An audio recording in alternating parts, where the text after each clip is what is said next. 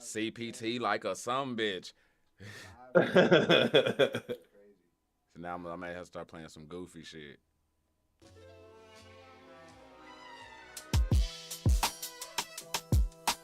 Hey. Be a good time to have that. Next one rolled up. Sippers, I see y'all. Stay ready though. Cause I got a little something for y'all. I am gonna post a Q&A here. So for y'all, as y'all tapping in, sipping, if y'all got questions that y'all want to ask me and Domo, or not Domo, I see you here in the live, my bad. That's that A, me and Bito. Me and Bito, he's the last nigga that commented. But if y'all got questions y'all want to ask me and Bito, pull them up in the Q&A section that y'all gonna see up at the top. That way it don't get lost in the chat.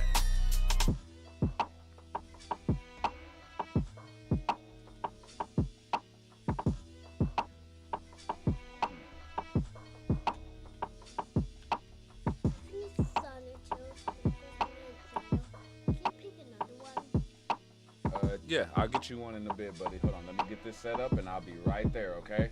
Little man want his Sonic right now, dog. Bro, I'm telling you, hey, that's me. That's me. I can never deny like any, because bro, there's an element of me, and any element that they get, it's on 10. They game.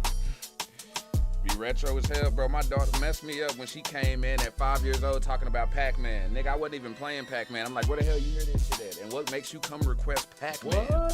Hell yeah. I didn't even know about Pac-Man. At all. They're like, hey, hold this Mario. I'll be right black. Hold on, let me get you right.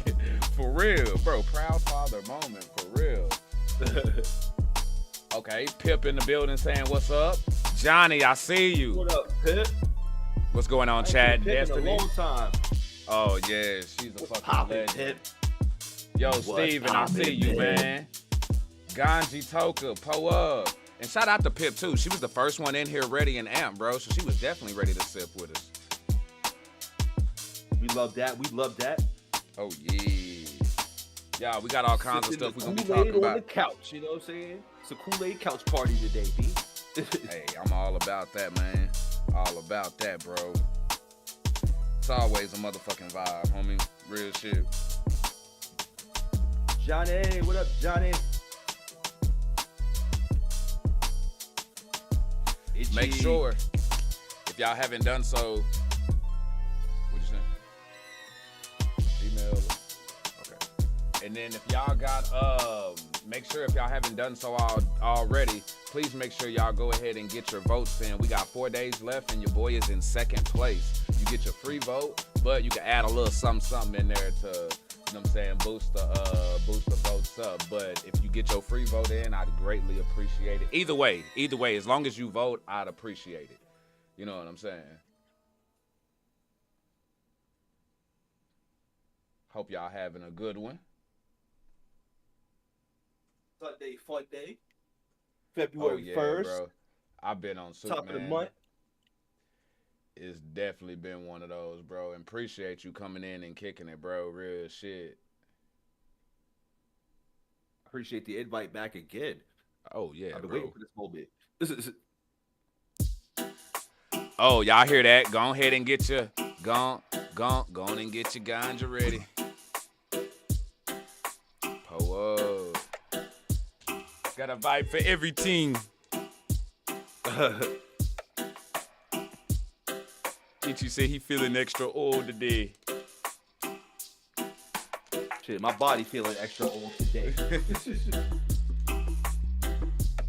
That's just a leg press machine. Playing with these youngsters today, man.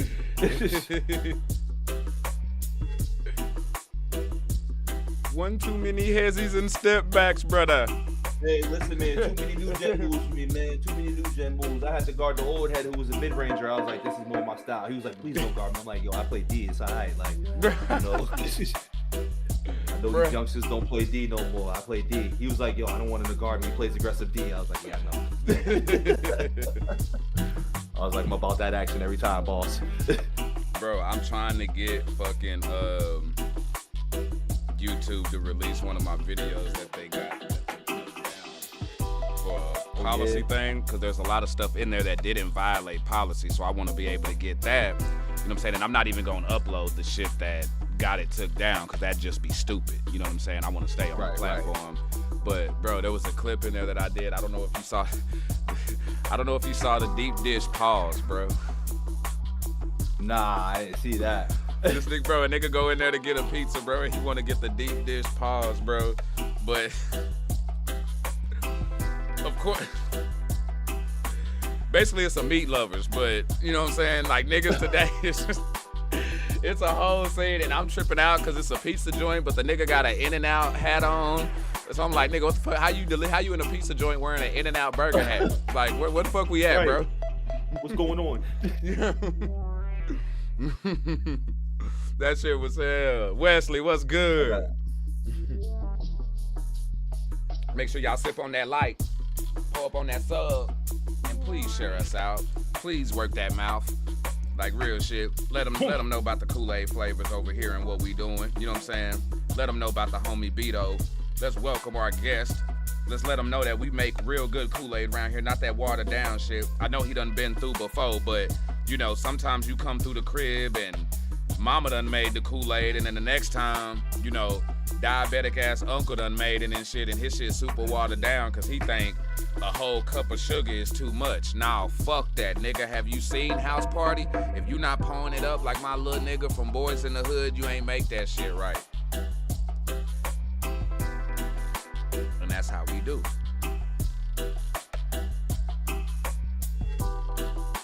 Got Mavericks and Celtics in this bitch. Oh yeah, I see Kool out there. Kool balling. You see JB balling right now too, about to be an MVP and shit in the regular season.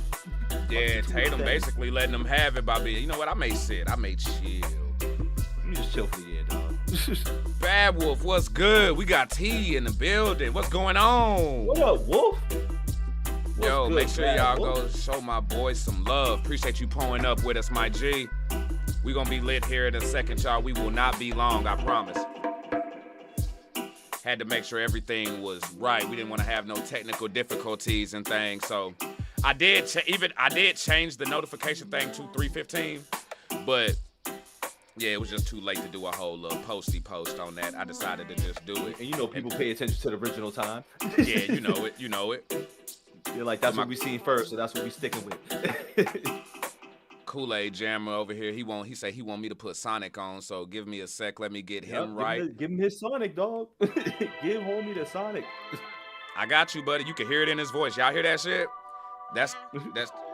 See, look, he even answering for y'all. He letting y'all know, like, no, I meant this shit. I want him to get up. He's like, I'm dead ass beat. His B right here, be 20 minutes. I'll be sitting over here. This boy got high chair stories. Feel too chill. Give me 1 sec, y'all. We lit. What happened? Yo, Doe, you're stupid for that. Hey, yo, what? Work what? Yeah. That mouth line was crazy, though. Oh, shit. How y'all weekend? Any of y'all cold out here, man? Y'all wearing extra layers? Y'all wearing y'all long johns? Y'all wearing y'all extra jackets, extra hoodies? I know y'all cold somewhere out here in the universe. Some of y'all is like, you know, down south or whatever, but I heard it's like 22 down there. So how y'all living, man? What's shaking? What's crackalating? What's crackalating, my folks?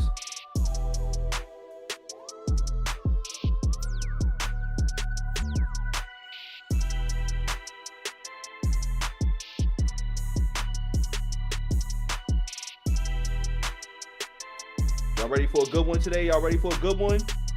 Y'all ready for a fun episode? Put some cups and some couches in this bitch.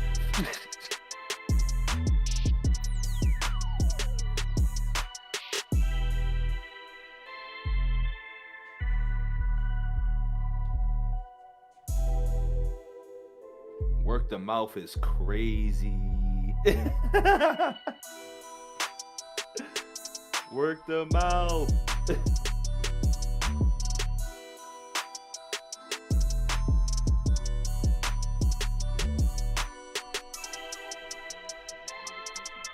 Don't forget to put y'all votes in for Goat Worthy's awards for the up and coming reactors. Yes, sir. We got Glitch Gang in the got building. In that right Couch now. Gang in the building.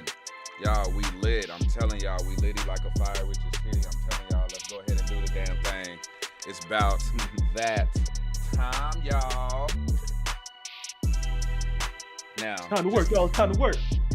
You know it. You know it. Now, a word from our sponsor. Or not really, but just Mick Foley got something to tell y'all real quick. Stay sipping. Archie Red at Drink the Kool Aid. This is no figmentation of your imagination. This is, in fact, Jack, exactly who I think you're thinking. I think you think it is. That's right, Daddy. Dude love, hippest cat in the land. Not only do you love Dude Love, but you are the best commentator to never hit WWE. So I'm shouting out, drink the Kool-Aid and the sippers. Ow, have mercy. What's up, guys? This is Tori Wilson. Kool-Aid's so good, even a diabetic can drink it. That's what I'm talking about. And guess what? If you ain't sipping, you're tripping. Shout out to Archie Red and the Kool-Aid Man. Well, shout out to Archie Red, the Kool Aid Man, okay? And the sippers. You keep on sipping, or you be tripping. Love you guys.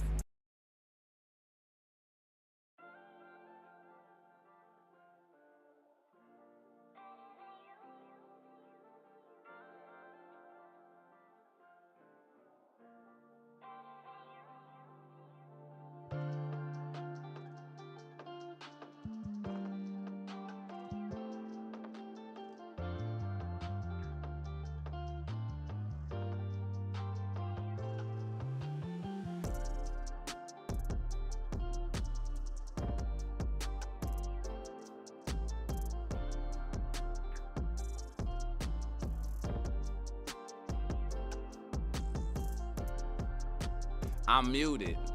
I was muted. I was muted. My bad. I'm just zooted. I'm just zooted. I'm just zooted. Don't put that boy in a movie, cause that boy just might lose it. Hey, what's going on, y'all? Appreciate y'all pulling up. It's me, Archie Red, the Kool Aid Man, aka the instigator commentator, aka Mr. Clip. And we back in this bitch. I hope everybody's feeling good, doing good out there. We had a hell of a time last night with the Saturday Night Live reactions and things like that. So thanks to everybody who showed up and showed love. But it ain't about that right now. We got the homie Bito. Oh, voice mod don't want to work. I said Bito. Stay sipping. Yeah. That's what time we on. What is poppin', Tim? What is good?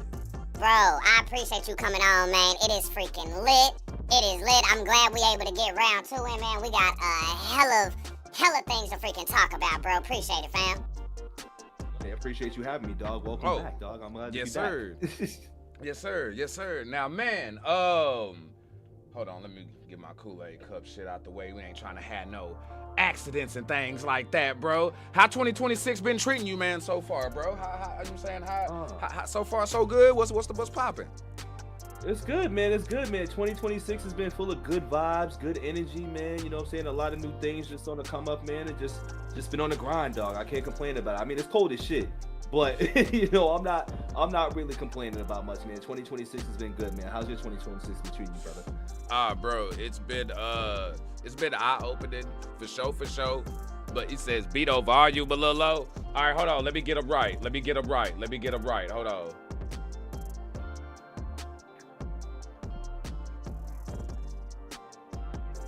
Let me turn up. I'm gonna turn you up in Discord now.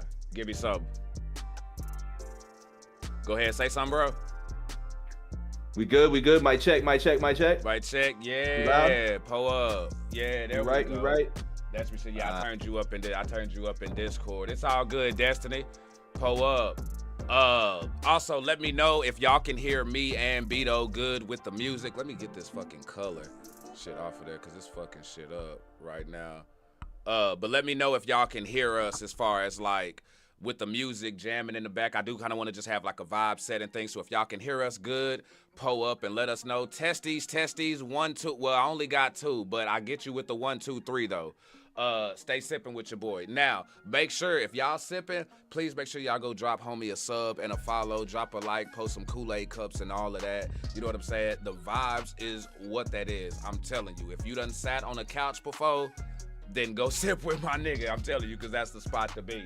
Real shit. And there's also a question tab. There's a question tab up at the top. So if y'all got questions that y'all want to ask Bito and myself here on the live, do them, add them to the Q&A tab at the top, so that way they don't get lost in the chat, and we'll be able to get y'all set there.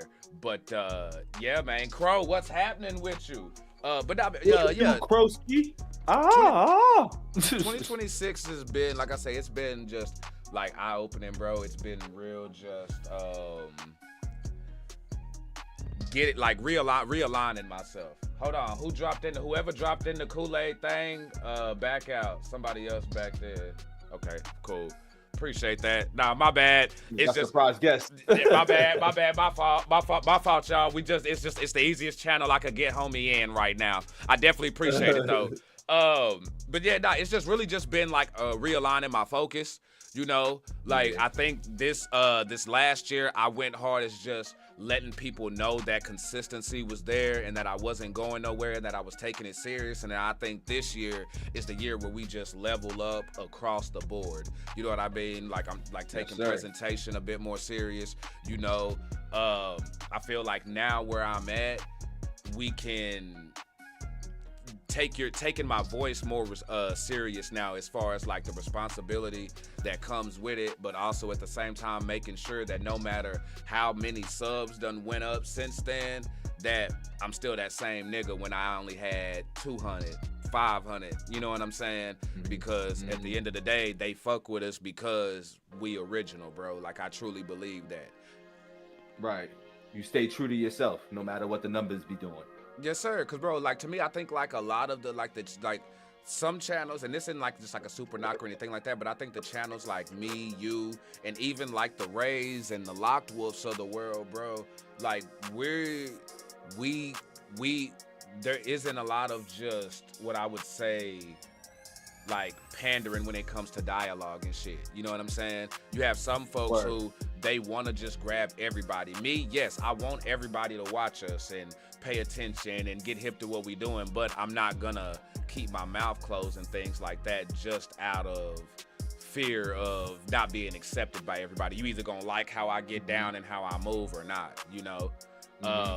And also chat, just real quick, while we're getting everything going here, y'all keep chopping it up. Y'all stay engaged in things. We will be going back and forth, popping in with the chat. But I do know what I'm saying, while we are doing podcast guests and things like that, you know what I'm saying, I'll try to be in. So don't think we're ignoring y'all. We're not being rude. I'm just making sure that the flow is right. But we will be interacting with y'all's comments. And don't forget to get y'all's questions in.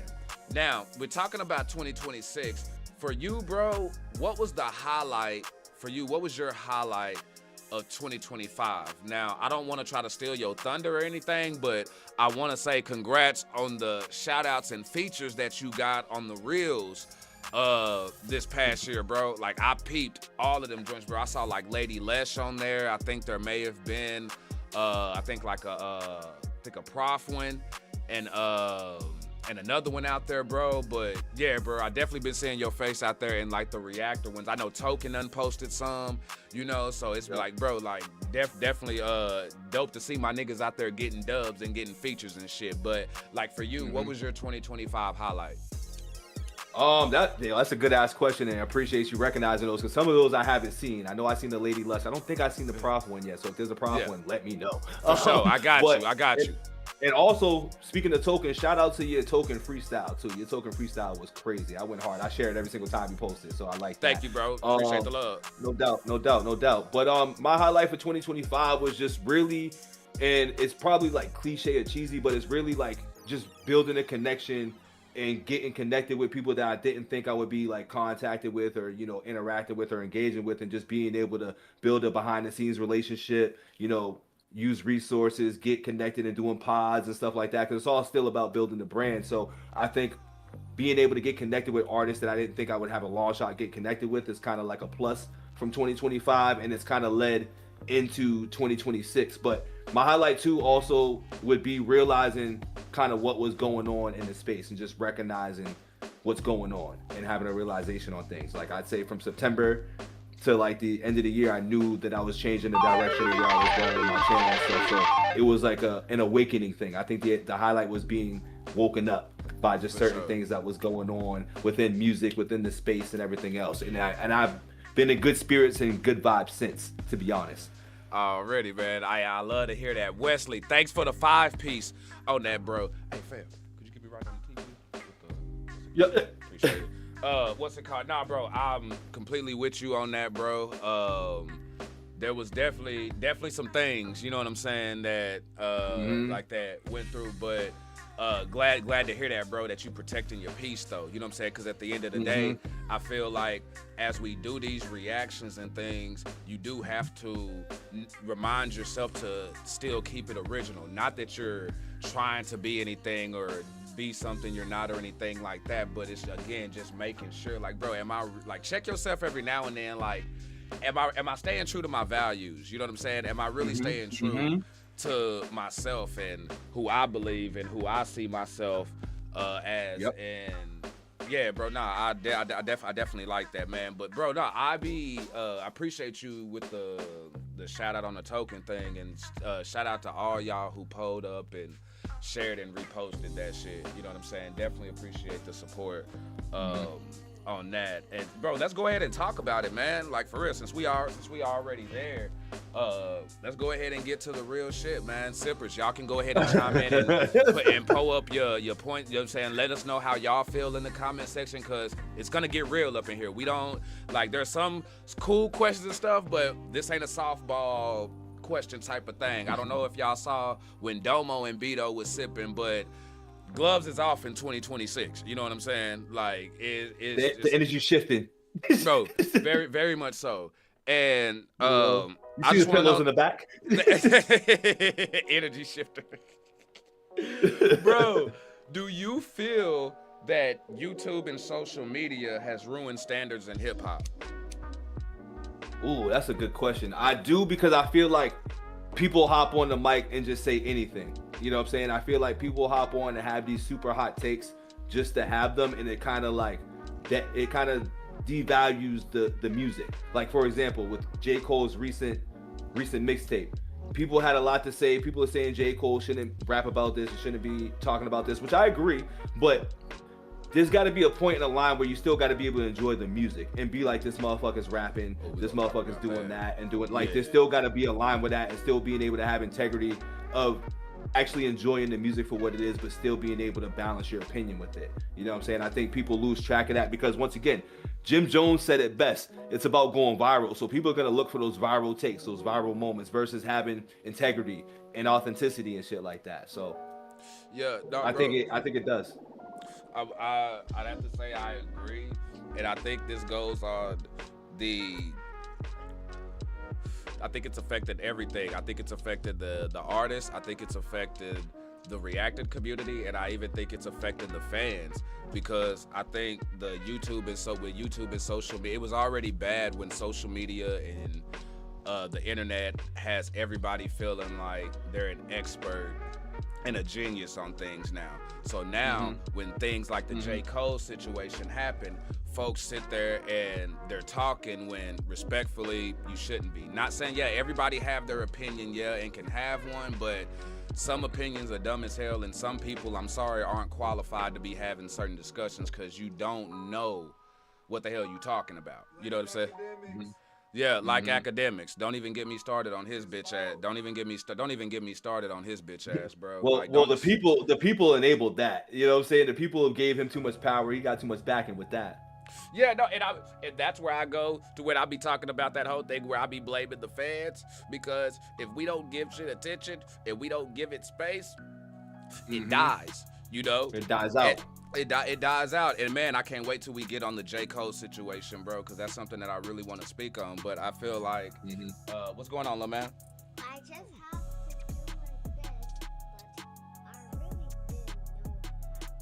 On what? I don't like squash. All right, but you got right now. You gotta have it on. Let it be on for a few minutes, and then I'll change it for you. Okay? I'll be in there to change it for a bit, but I just put it on though, so we're not gonna be constantly switching every 5 minutes on something. We're gonna have to sit down and watch something, little man.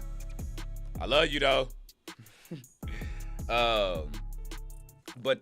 Yeah, bro, I think that again now, and we see it in the comment sections where like we love the sippers and everything like that, but you know, every now and then we get comments from people trying to tell us about this shit. And I think that you can't compare every reaction channel, you know what I'm saying, or every fan that you've come across, you know, the same.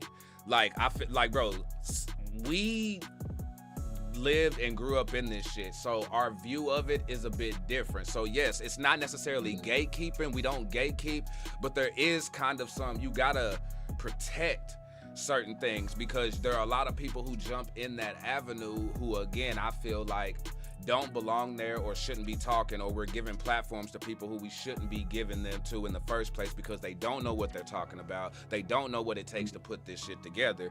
And yeah, it's just bro, what you got, bro? Because I could keep going, fam. Because I like YouTube and the social media community now. Just the opinions that I hear and see, it just pisses me off. The stupidity that I hear sometimes.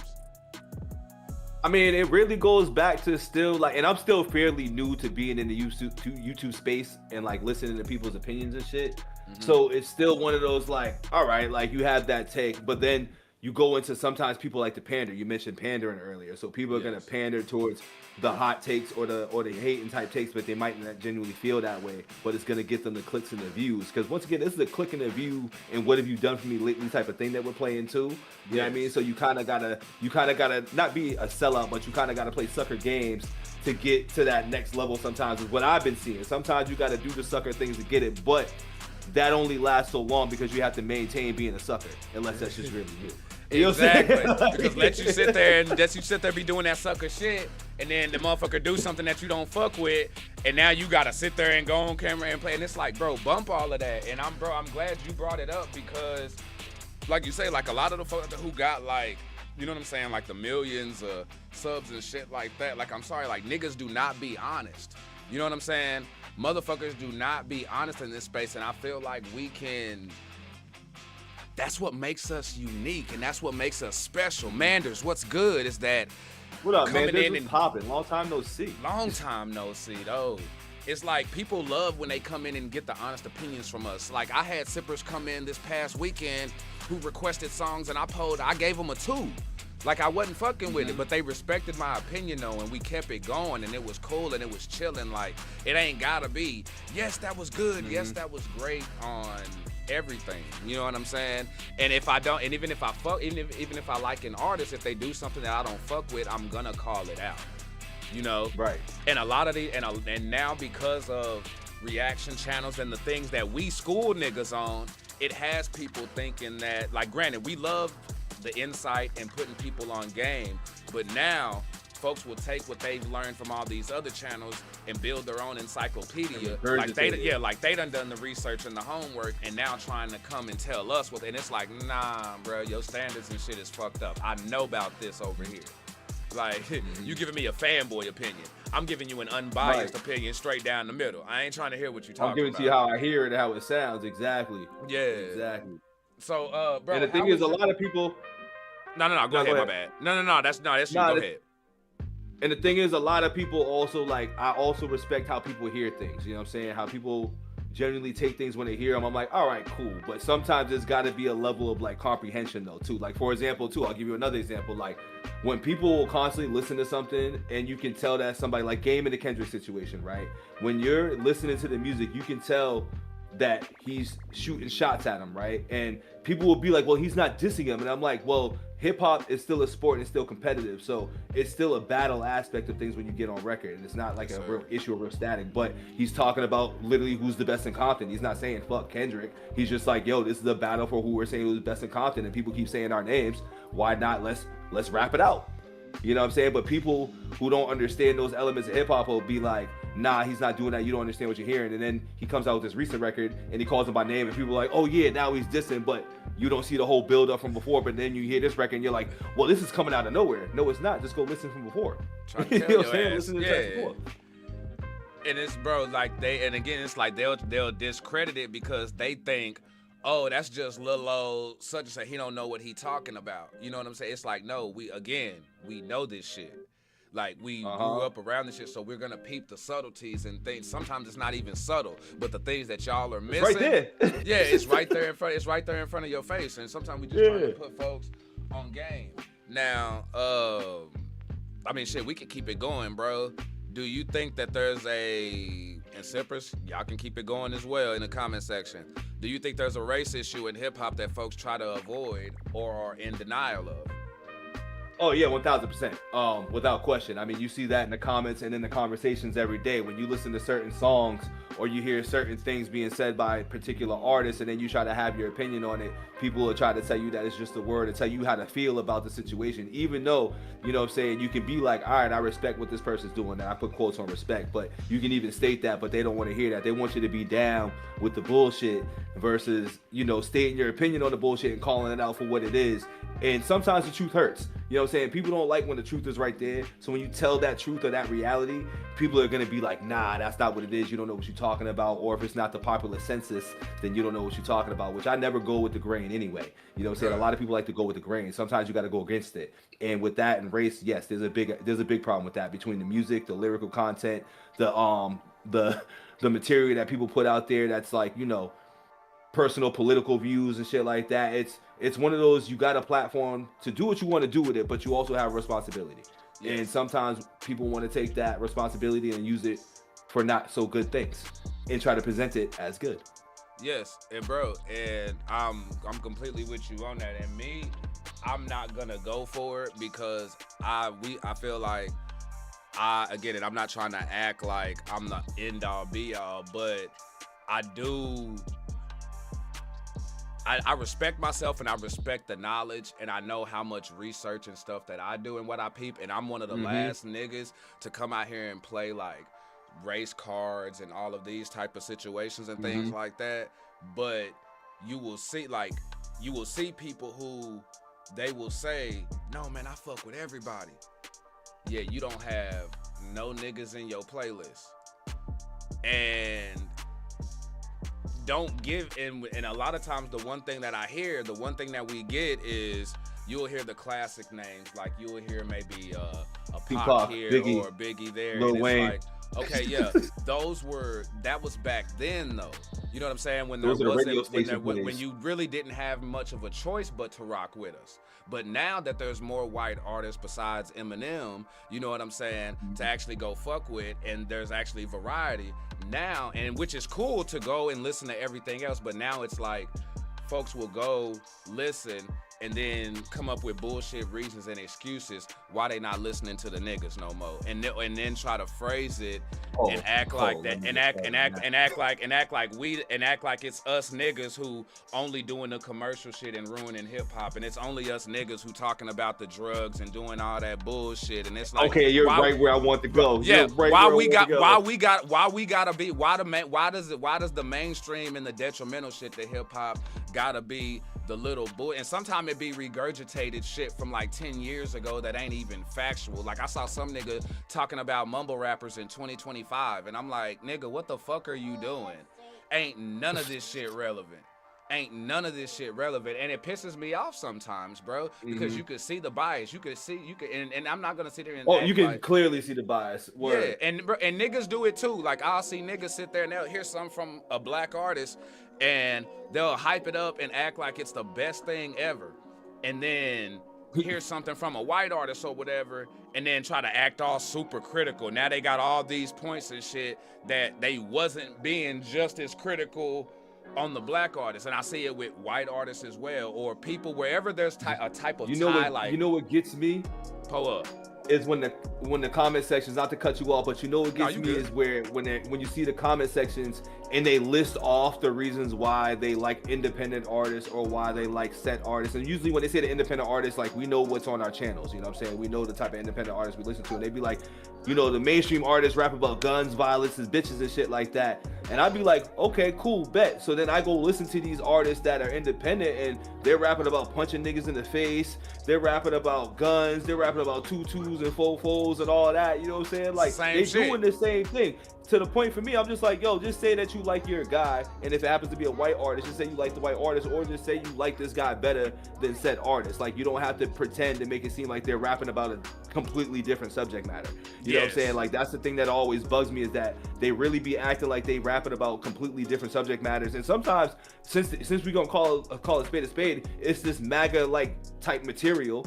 You know what I'm saying? And it's like, and it's like, that's okay and different, and they're talking about the race for the people, but you know, if we're talking about things that are going on in the neighborhood or whatever, that's just, oh no, I don't like that. Maybe it's because you can't relate, and I understand that, because not everybody can relate, because I can't relate to the MAGA way of rapping. You know what I'm saying? So I can't expect you to relate to the neighborhood way that I live. That shouldn't be a reason for everybody to just be turning it off and not listening to it, because at the end of the day, when hip hop first started, all the same white kids and everybody who helped build hip hop up, y'all wasn't in the hood, in the trenches and stuff like that when NWA and all of them were talking about it, but it sounded good and y'all loved it, so you went and bought it.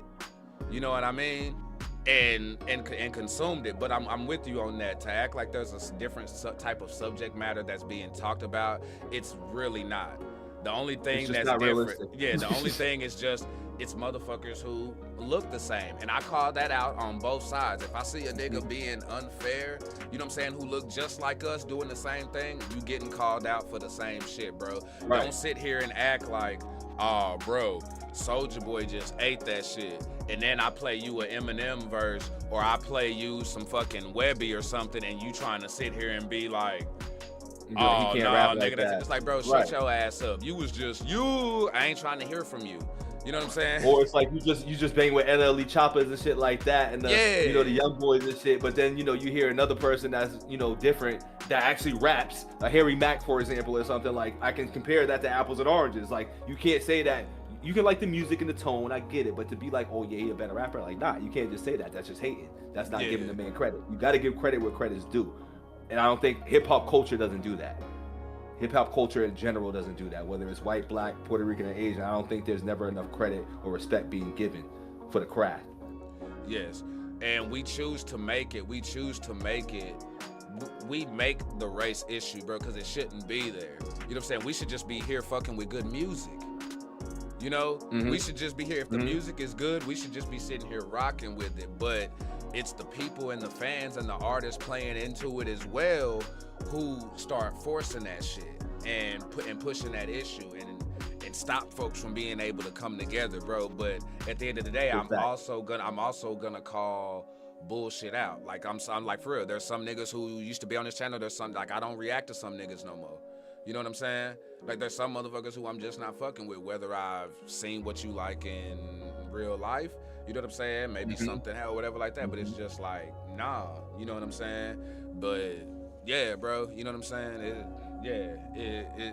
It's crazy, man. And I think people avoid it. People don't want to talk about it, and they don't want to keep it real. They so hype popping up the bullshit because there's other people in the comment section agreeing with said bullshit, and it's like, no, y'all all just agreeing on bullshit, eating out the same tub. People don't like to feel unsettled. That's all. People don't like to feel unsettled, or people just genuinely feel or agree with it, which either one is fine.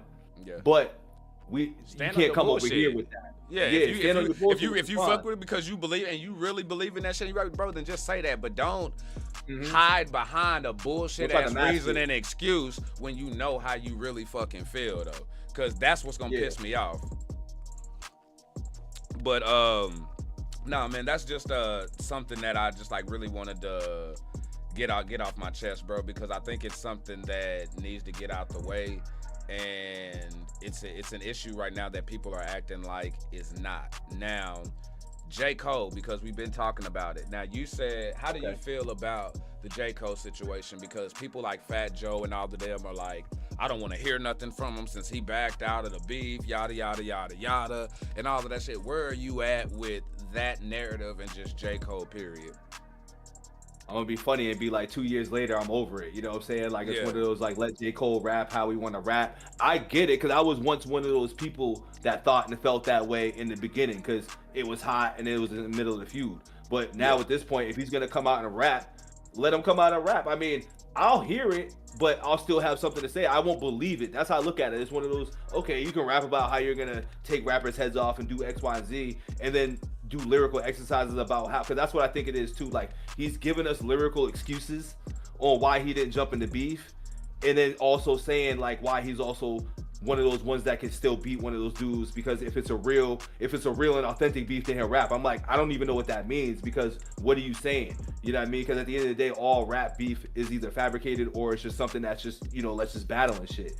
Yeah. So I'm 50-50. You know what I mean? I'm one of those, like, I'm gonna still listen, but I don't think I'm gonna approve of the bars. That's really what it is. I'm not gonna be like, oh yeah, J. Cole said that and he's one of them ones, because he already displayed to me that when it comes to pull out your pen and, you know, lay on your sword, you're gonna put it down. You're gonna put your sword down. So that's where I'm at. Like, I know he's not for it. He had a chance to show it. For sure.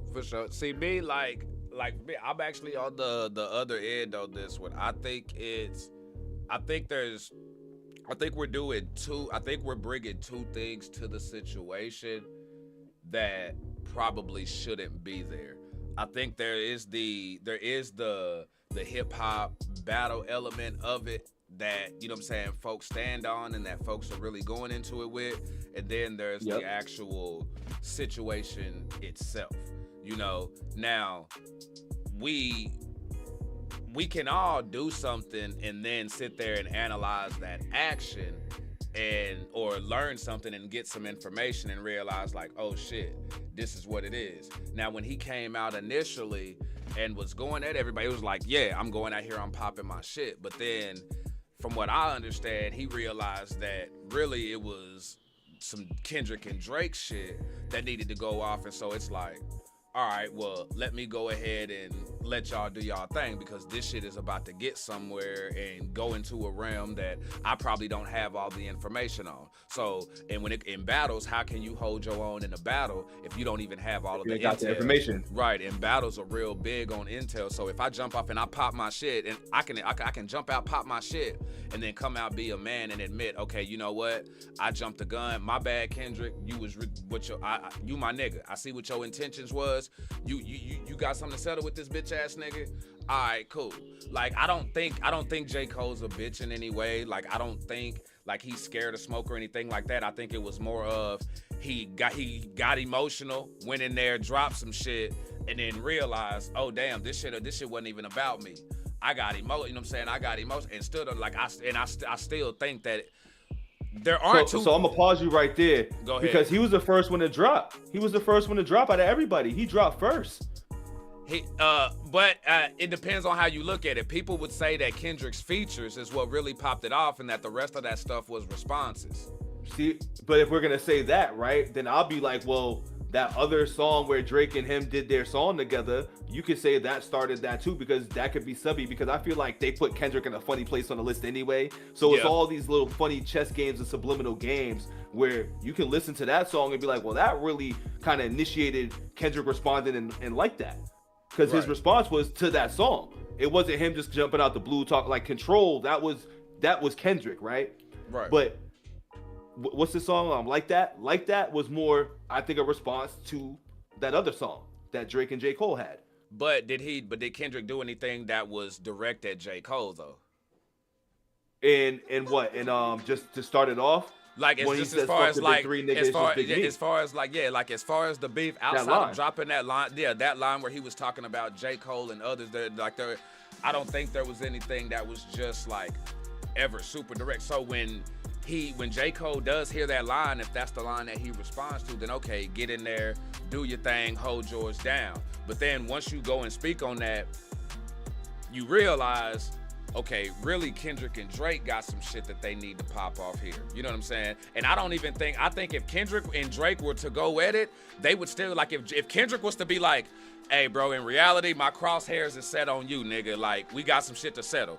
J. Cole would be with the smoke and wouldn't run from it. You know what I'm saying? Like, if when Kendrick came out, if he was the main focus on that, I think J. Cole would stand there and would have stood on that. But I think he realized that while Kendrick said what he said, because as an artist, we gonna stand on our shit. Any artist who doing this shit, I'm the best to do this shit. I don't care who, whatever. Now, another artist can take that two ways. You could take that as disrespect, let me show this nigga, or you could take it as he an artist. That's what he's supposed to think. You supposed to think you the best out here. How you're gonna go about it though, that's just my take. I also think that the people didn't respond too well to J. Cole's diss because it was inaccurate as well too. I feel like because homie said things about like your albums weren't good and shit like that, people were just like, what? Like, how are you dissing and then you're just saying stuff that just doesn't make sense? And I think the response to the diss made him be like, all right. And that's what I think made him respond the way he responded. I don't think he was scared, but it made him look scared because of the response that he had to the crowd's response. That's what I think it initially was. And people are forgetting that the crowd's response was not having that, especially when you went to go say your albums were whack. And like, I don't even think when he was dissing, it didn't feel as scathing. It didn't feel like a euphoria. You know what I'm saying? It didn't feel like because it didn't feel like a push-ups. You know what I'm saying? There was definitely like levels up and crescendos to it that probably would have. It definitely seemed like a starter. Like it definitely seemed like a starter to it. And I'll give you that. Now, I was in the minority where I was actually fucking with it and was wondering what was gonna come next to see if this was gonna be something. But I am with you that there were some inaccuracies in what he was saying as far as like on Kendrick's side though, to where it was I was like, nah, Kendrick really do drop. And then you also had some people in the public who actually took that narrative and ran with it just to slight Kendrick. Like if they were a Drake fan and they wanted something against Kendrick, then they'd be like, nah, I mean, this nigga ain't got no hits. He don't drop all the time like that, and it's a lie. Yeah. You know, and that J. Cole move kind of set Drake up for failure because Drake tried to run off the same narrative and double down on it, and it just didn't work. I mean, telling him to drop, bringing the family members into it and everything, he fucked it up. I feel like I think folks are being too extra on J. Cole right now, acting like he can't drop no music and pop his shit. And act like that situation is a reason for him to not. Like I think the game being a little bit too hard on him on that one, really though. Like I think they're being too harsh. I definitely agree. Like the shit that Fat Joe talking about, I can't get with that. They acting like this was some direct LL Cannabis, you know what I'm saying? M versus type shit and direct, and J. Cole just backed out and dropped out, and it's like. No, you can disagree with the reason and think that he should have stayed in, but like again, just being a man, admitting that you wrong, and again, including the part about him not being factually right. Like, bro, if you sit there, you jump out and you start doing a beef, and you start realizing, okay, this ain't for me, and I got some of my facts wrong. Yeah, let's go back and recalibrate that. But let's not get it twisted. If y'all still come back for me and try to fuck with me, I'm really with the smoke. At least that's what, you know what I'm saying, what I would do. But at the same time, and I think that's where the fan and the public perception don't want to hear that. The public fan perception don't want to see you tuck your tail between your legs and then come out 2 years later and be like, all right, I'm ready now. Like nobody wants to hear that. You know what I'm saying? But the public also don't know what it's like to go in the studio and write that type of quality music. You know what I'm saying? The type of shit that Kendrick and Cole and them put out, it's gonna take a couple years. I agree and disagree with that, because I feel like the amount of time and the way that these, like, because talent is talent. These are professionals too. Like, they're professionals in their field. You feel me? And like they've been doing what they've been doing in their field for 20 years plus. They've gone up, like Kendrick, a battle rapper, so they say, right? You know what I'm saying? He's been in ciphers and shit like that. So you're gonna be prepared. And I will say this: if you know any of the great MCs or great rappers, they got stuff in the tuck ready for any and everybody. Always. They got, if you're really one of them ones, if you ask a lot of rappers, they'd be like, yeah, I got, like, I forgot who it was, but somebody was like, I got diss records for everybody. KRS-One said that. I was about to say, I think it was KRS-One. I was KRS-One thinking said about it. I that. think He it's said, KRS-One. if you in the top 10, I got a diss record for you. I got this for you, for everybody. So I think MCs that are truly great and really had that mentality truly had that on the tuck. And I think Cole and Kendrick are one of the ones that do work like that. I think they operate like that, to be honest. Yeah. So I think they would be ready. I don't think it would be as far as like they need to put the time in and all that. It's just about, is it gonna jump off if it ever jumps off? You know what I'm saying? But I don't believe it jumping off now. Like if they were going back and forth, then yeah, it would be like some like the tracks would be the same way Kendrick was dropping and we was getting them back and forth. Yeah. But I'm and I think it would be a better battle. Like the albums and stuff, like the albums and the stuff and the material that they put out that just regularly go out, they're gonna take about a year and a half, and like, you know, like artists when they write music, the time, like their time varies. You know, as great as Busta is, he don't put out music as frequent enough as somebody. Yeah, we know we getting perfection shit is from key for those type of artists. Right, you know what I'm saying? But we getting a motherfucker like Slick Rick though, who dropping track and a video for each one right behind it. You know what I mean? So I'm definitely with you. I do think that like if something was to jump off between them, I think the response would be quicker though. You know what I'm saying? Like I definitely don't think he'd take long. And I think the quality of the battle as far as rapping goes, I think you would get a better battle rapping wise, like technical skill of rapping between those two versus a Drake and a Kendrick. Like Drake and Kendrick was a waste of time. I knew who was gonna win. It was that. cool on a I could have told you who was gonna win that. I ain't gonna lie to you, because for me, in the beginning of that battle, I never heard Kendrick diss anybody. You feel me? Like I knew he did Control, you know what I'm saying, but I never actually heard him really diss people. So I wasn't saying he was gonna get watched, but I'm just like, I never seen him get tested. You know, and that was, for a moment for me with all three of them, was a moment to test that type of skill for them. Drake has already tested it for me, but I was like, he ain't really do nothing for me to impress me. You know what I'm saying? He just had it as at a world tour, your girls tour. But I'm just like, I still don't know what Kendrick does. Yeah, you know what I'm saying? And he backed out of that. You know what I'm saying? See, I'm big on like you tucking your tail and hiding your hand, because Drake did the same thing. Like for me, you're not allowed to let somebody diss you and then be like, nah, I'm out. You know what I'm saying? I don't like that. And that's why I think for people, that's facts. Like Cole, and that's facts. You know what I'm saying? When you do that, I'm always big on you. Like MGK did the same thing. Like, nah, drop that track, dog. Drop that track. Don't talk about how you was gonna have it and all that. Drop that shit. And I think that's where the new gen rappers in the old gen are cut from a different cloth. Like Kendrick's cut from that older generation cloth because he'll drop. Cole, I don't know. Drake, he's not. You know what I'm saying? So there's a lot of MCs and artists that don't use those elements from the artists that I grew up on, where it's like you gonna battle till you battle. I mean, shit, Jay-Z and Nas went at it after the fact with subs and shots continuously. But see, Jay-Z lost. I hear you, but also here's one thing I think that also gets overlooked on battling, and I think I'm glad that we got somebody from the East Coast and somebody from the South, because J. Cole is also from the South. Now, while we battle and do this shit, bro, like that shit is personal for us when we go into that realm. We don't just go into that realm to play around and shit. You know what I'm saying? And if we are playing around just for sport, it's somebody we really don't fuck with like that. You know what I'm saying? Or don't really know. So if like, and this is, I'll give you an example myself. I had two homies. You know them, Corey and Jabri. Met both of these niggas in high school battle rapping. Like I met them battling.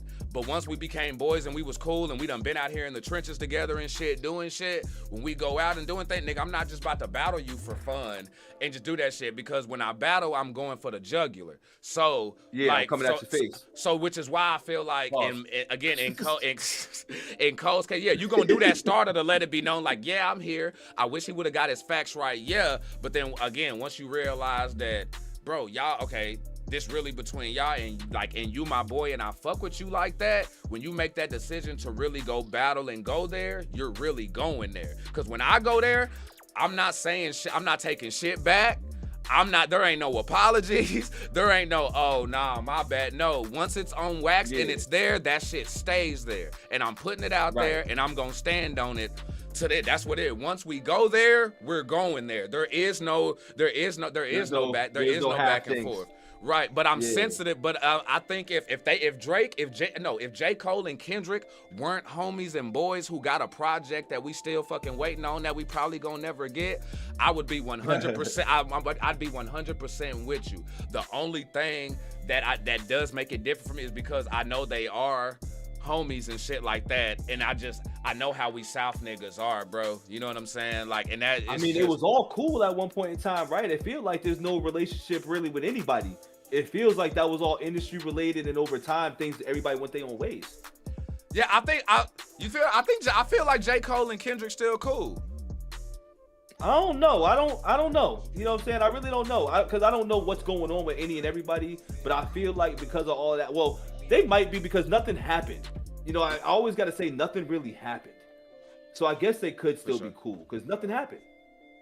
J. Cole dropped a mid-diss just talking about his albums.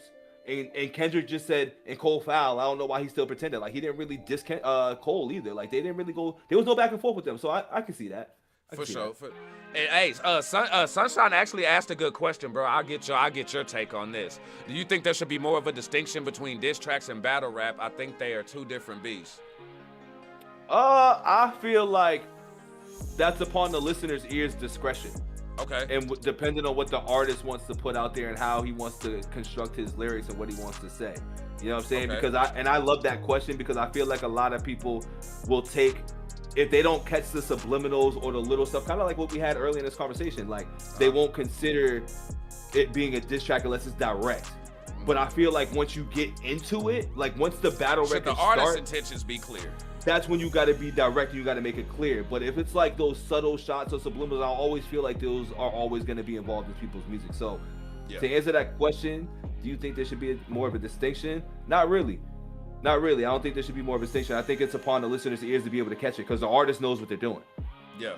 Yeah, and thank you for saying that. The artists know what they're doing. So when you go and ask the artist, it should just be straight up answer. There shouldn't be the artist's answer shouldn't sound like a fan who don't know. You know what I'm saying? Mm-hmm. Like really. Po up. Hey, Heather O'Donnell with a sub. Po up. Thank you for sipping. And yo, cups up in the chat for Wheats and everybody.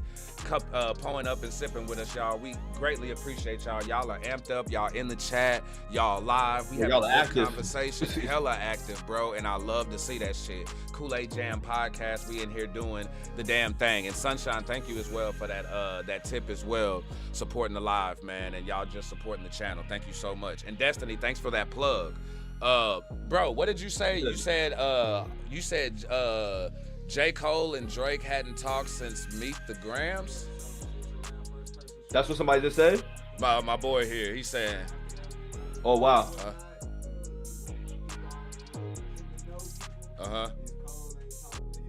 But Drake always been a little sissy, little pink panty bitch anyway. For sure, yeah. And you know, you're right. Drake always been a bitch, bro. And I think I even saw Itchy Poet up in the comment section where this is what everybody found out through this Drake and Kendrick beef is what I've been knowing since the jump and why I didn't fuck with him. But see, why you sitting there trying to tell people that they don't want to hear nothing while you still making hits. Because he's making good music. Yeah, he still got hits. Music, dog. He's been a sucker boy. He making money though. He's still doing it. He doing that. But look at this, it's like, bro, y'all not hearing me though. And that goes back to what I was talking about. His character has been lame. That you say that old cloth and that new cloth though. We trying to tell y'all what's right there in front of y'all face. Y'all gotta be able to hear it though. Yeah, like I get it. Mm-hmm. You went and bought the album. The moment for me. I hate to tell you that the album you bought was a fake ass nigga, bro. Like I hate to tell you that you went and helped and supported a fake ass nigga, but you supporting a fake ass nigga, bro. You supporting a fraud. And a fraud where you thought he was him. You know what I'm saying? Because people forget that this dude really can't rap. So when the ghostwriting allegations came, when he was not freestyling on Funk Flex and shit with the BlackBerry and still fucked up. Yeah. When he was on Angie Martinez talking with her, and then they started being like, "Yo, you're getting exposed," because those were moments that would expose him as not being the real guy that he claims to be on these records. And then he started battling with the Pusha T, the Meek Mills, and then those. For me, it was the ghostwriting allegations. Once the ghostwriting allegations came out, I was like, Drake's a fraud. Yeah, you can't say shit. Like, this guy is a true fraud. I was like, he made good music. He's a good artist, but I'm like, I'm not putting him in no tier when it comes to like MCs and rappers that I know that I grew up on, because it's impossible to do that. I think Styles P even said that the other day too. Like, you can't be a dope MC if you have ghostwriters. You just can't. You can't because you bro, can't, you you lose can't be credit. a dope rapper to me You if you got fucking ghostwriters. I guess there's levels to it, but nah, I don't even accept you as a dope rapper if you got ghostwriters, dog. Thank you, bro. I'm glad a fan said it, and I'm glad that came from a nigga who don't write music, bro. Because I always feel like it's a biased answer when it comes from an artist, though, as somebody who does it, because there's a little bit of pride there and the ownership and all of that. Respect too. Right, but bro, like for real, but I'm glad that you said it, because bro, I'm the exact same way. Certain artists who I used to have Snoop up there, I used to have all these, as soon as I find out that you do not write your shit or somebody else wrote some shit for you, I gotta remove you, fam.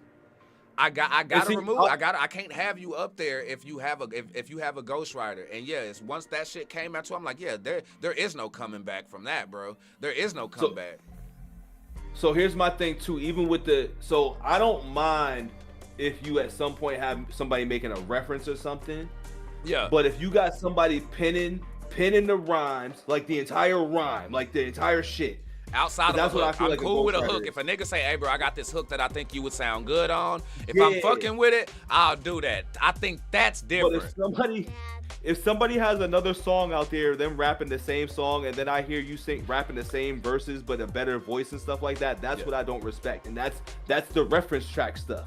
You know what I'm saying? Like, I don't respect reference track things and shit like that because you didn't write that. You're just the voice. Exactly. You know what I'm saying? And Drake is a great voice. I will always scream that Drake is a great voice, dog. Like, great voice to say some hot ass shit. Yeah. But he don't write it. He transitioned his Degrassi to career into music. Hey, boy just got on that acting. You know what I'm saying? That's all that was.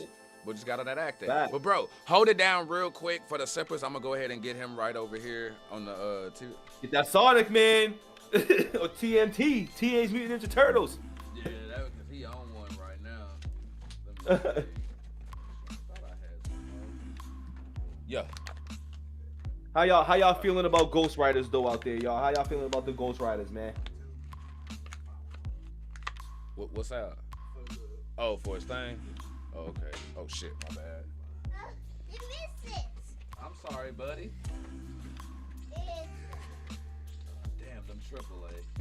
Hold on. I think one fell out. He said he's dancing around like his dad. I'm dead. All right, yeah, I got another one. Oh, shit, I'm just trying to hit your computer. Oh, there you go. Back. All right. So he good? He don't need a TV then? All right. Okay. Cool. Bet. All right.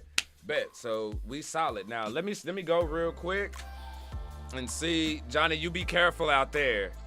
I'm gonna see if they got any questions in here. Pulled up for us. Actually, yeah. Here's one. Who's more influential to hip hop culture musically or socially, J. Cole or K. Dot? Where would you go with that? I'm gonna probably go K. Dot because I feel like he impacts the culture a lot more than J. Cole does. I feel like anytime he drops, the world stops.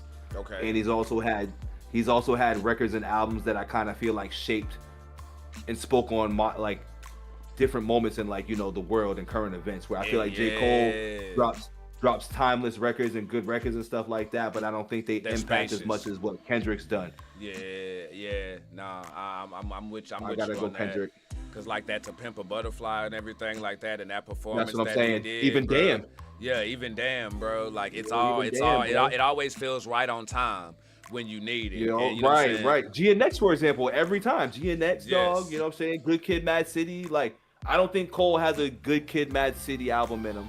I don't think he has a GNX. The Fall Off could be that, but I don't know. You know what I'm saying? Like, he has good albums and you listen to him, but I feel like, to be honest, and this might be a hot take, but I feel like J. Cole has great microwave music. Like, it comes and goes. Like, people don't sit with it like that. Like, unless you're Damn, you think he got microwave fan. music? You think Cole And got that's microwave what I'm saying. I know it's a hot take. Hold on now. Explain what when you say define it for. What do you mean by he got microwave music? I got you. Like so when I quick say fix? microwave, I feel like people love it when it's there, but nobody goes back to it 5 months after 5 months. I feel like it comes and goes, and then you're able to grab. And I feel like you're able to grab it, you know, 5 or 6 tracks or whatever, and then be like, I like those, but they don't stick. I don't feel like J. Cole's records for me don't seem like they stick. And I know a lot of people that like J. Cole, they don't seem to bring up J. Cole records. Like, they'll be like, I like J. Cole, I listen to him, but you don't hear people be like, yeah, I'm gonna go back and listen to J. Cole. Like, they just like him. You know what I'm saying? Where Kendrick, you always going back and like listening to him, and he's got timeless records. I don't hear timeless and classics attached to J. Cole's name. And this is coming from a guy who's not a J. Cole fan, and I know people who are J. Cole fans, and I don't hear them talking about J. Cole unless he's dropping. No, bro, I'm a J. Cole fan. And I'm gonna say, while as far as I think he does have some good albums. Like I think Cold World is a good album, and some other ones. You actually saying some actual factual shit right now though that I can't disagree with. So nah, bro, like nah, real is real, bro. Like real is real. Like even as a Cole fan, like as much as I do like his music and stuff like that, I really do go back through albums. Like you have to go back and think like, oh damn, okay, this song and that song. With Kendrick, you can rattle them off at the top of your head a lot more and a lot quicker. You don't need to Google. You don't need to pull out your phone. You don't need to go look out which album it was on or none of that. You know what I'm saying? Like you know where it's at. You know where it's at. Yeah, think about it. I'm not even a big Kendrick fan. I'm a newly found Kendrick fan, and I know Kendrick's music more than Cole. So you say you were new. Okay, all right. So you ain't even a long timer like me.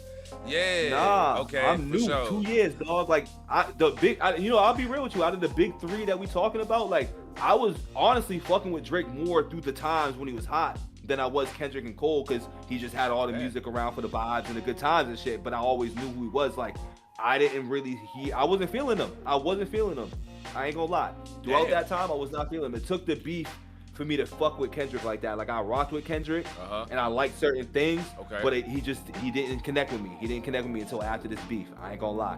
Damn, that's wild. I ain't gonna lie, dog. Yeah. Yeah. Go. Oh, nah. Go ahead. Get your 2 cents in. As your conscience, I will say they got different fan bases. They got different fan bases? Yes. Okay. Like Kendrick. That I've noticed too. But they got different fan bases that are both conscious as fuck though. But there's like different types of conscious though. No, he said it. Okay, go ahead.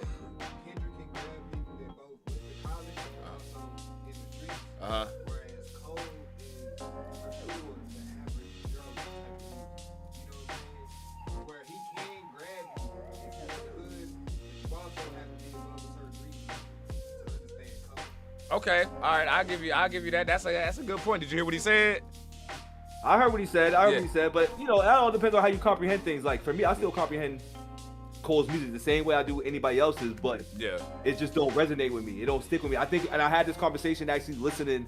And to, I think that's where Cole's preference shit. and just the subjectivity of music and taste just comes into it on there for sure. That, and I think that the way he delivers his bars and his flows, like they don't make me like engage into what he's saying too. Like I feel like he's always been this balanced MC who keeps it the same. Like I can't tell you you wrong. I can't tell you wrong there. If that's how you feel, that's how you feel, bro. Like I can't tell you. Because I listen to Cole, like Cole be spitting, you know what I'm saying? So like, and that's funny when people say like you gotta be at a certain reading level to listen to Kendrick. I guess, you know, I mean not Kendrick, Cole, I guess. But that's people say the same thing for Kendrick, because Kendrick raps about a whole lot more deeper subject matter than Cole does. Yeah, you know he does. But know. Kendrick does. I do feel like Kendrick got more street niggas in the streets and shit like that listening to him than J. Cole. I don't think J. Cole got as many niggas in the streets listening. Yeah, I don't think J. Cole got as many niggas in the streets listening to his shit. Like the hip hop heads and the niggas who know good music and know quality. Yeah, Kendrick got motherfuckers out there in the hood in the streets and shit. Even motherfuckers who don't really like Kendrick actually. Like popular, you know what I'm saying? Like, right. His shit. And that's another difference. Yeah, and so it hit different. But to Sunshine's question, I would go like I think it's like right now if you were to balance it, I think Kendrick would probably win out on that. Now Domo even asked a question here too. I'm not sure if this is your lane or not. Let me know. I'm probably about to learn something. What's your top before three? You go real quick, I would like to add one thing real quick. Oh, go ahead. I don't think Cole is as versatile as Kendrick either. You don't think that's Cole just is as versatile? I don't think Cole has versatility like that. I think Cole has one speed. I don't think he has another speed. And that's what I think frustrates me with Cole, because I'm like, yo, like I feel like the beats he raps on and things he says, I'm like, you could switch it up and do something a little different, but I don't see the versatility in Cole. I haven't heard it. I haven't seen it. You know, I think the last time I seen it when he was on Every Day the way you feel about J. Cole, there's people who feel about Joyner Lucas the exact same way. You know what I'm saying? Interesting. It's the way the way you feel about J. Cole. I know people who feel the exact same way about Joyner Lucas, bro. As a matter of fact, I even said it last night on one where like I like Joyner, but at the same time I do feel like his style and the way he raps can be applied to multiple beats, and he doesn't switch it up enough. Like he switches it up, he just doesn't switch it up often enough for you to be able to just point it out and be like, okay, that's what he does. I can give you tracks where he does switch it up, you know, but you could come back and counter with about 5 or 6 where it's about, and I'd be like, damn, nigga, you right. You know what I'm saying? He's got this baseline. I can respect that. And I don't listen to enough Joyner to really have a take on it either, too. I don't listen to too much of his music, but everything I've heard has been different. Yeah. You know what I'm saying? It's definitely been a little different. I fucks with Joyner, bro. Like, I love what he's doing. I love the topics that he... I like the topics that he like. Bro, we want different shit in hip hop. You know what I'm saying? We say that every subject has been touched. So the same thing with Ren and others. I like when artists start broaching topics and talking about things and approaching things in a way that niggas is not doing right now. Cause you know, we in the hip hop community, bro, as hard as we be scared, bro. You know what I'm saying?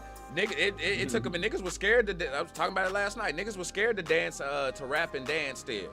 You know, now we got niggas coming back now being like, nah, bro, you can still dance and rap and spit your shit. And dudes be doing diss videos and gyrating this shit now, like NLE Chopper style, you know what I'm saying? Bro, I can't with this nigga. Like, yeah, I'm about to shoot you in the face. Bro, I ain't gonna lie, but that one nigga though, who did that one video where he was doing that little fucking Twitch though, whatever the fuck he was doing, that wasn't it. That wasn't it. I don't know what the fuck. I don't know who told him. Oh yeah, the Jesse dances be crazy. Yeah, whoever told him that one was it. That one wasn't it, fam. Hang that shit up, fam, and put it in the. Don't bring it back out. Even Jay Mills was out here rapping and dissing dudes. He was like, when Black Blood Millsy better come, and he's like, everybody better run for it, doing all this and shit. I'm like, oh, dudes is really dancing and rapping again. You see that video? You see that video of Meek Mill doing dancing? Yes. Did. I did. Bro, I'm sorry, my nigga just, I'm just gonna leave that there. What's your top three favorite anime? Top 3 favorite animes or cartoons? This come from Domo. Okay, that's an interesting one because I haven't really watched anime and cartoons since I started getting some booty. But damn, bro, don't do us like that, my nigga. No. It's not a bad thing. It's just one of those like I really was fucking with anime up until like that happened. Like I always realized that was a big difference in my life. Like I said, damn, I was fucking with Pokemon. I was fucking with Digimon. You know what I'm saying? I got some everything, pussy, bro. and then next thing you Power know, Rangers, this nigga forgot. This nigga said, I forgot about. I left that shit behind, man. You know, but my bad, bro. My favorite anime, I can't say I watch anime now. I can't say I watch it now, but if I was to go back off what I remember watching, it would be The Simpsons. I like American Dad. American Dad's funny as fuck. Okay, I like American that Dad legit. All right, you still legit, bro. I ain't gonna lie, I like that better than Family Guy. And if we're gonna go back in the day, I would probably say Pokemon. I love Pokemon. I mean, that show made me cry, dog. When Ash turned into the fucking stone. Oh, bro. And when Pokemon started crying, that shit made me cry, bro.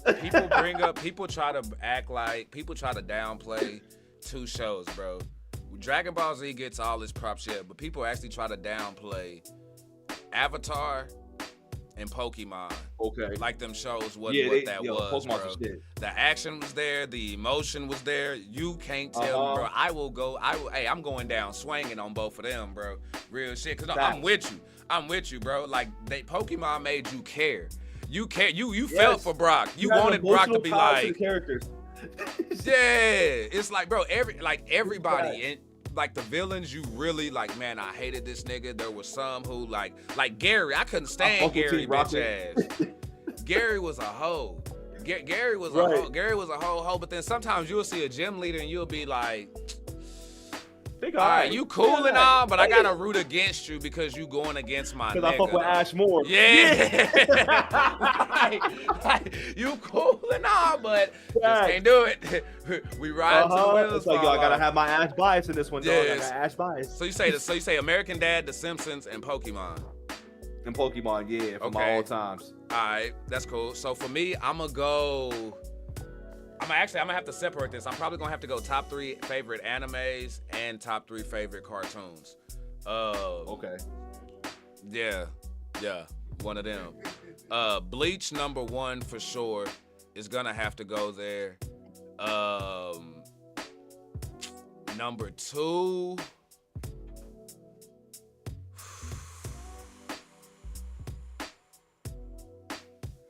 I'll give you number 3. I'll go ahead and put Dragon Ball Z like right at the end, but it's gonna be in the end because I think it's just too cliche to go to. Like Dragon Ball Z can't be your Dragon Ball Z can't be your number 1.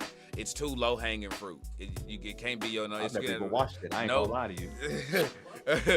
But number 2. Damn, hold on. Number 2 favorite anime. Hold on. Shit.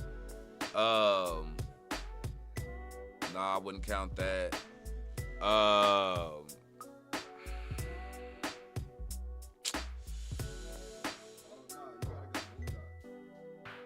Okay. Ooh, all right, that's yeah. a good one. That's a good one. Damn. No, he's right. Yeah. Boondocks, and it counts. That's it a counts. good one. Boondocks Yes, count. Yes.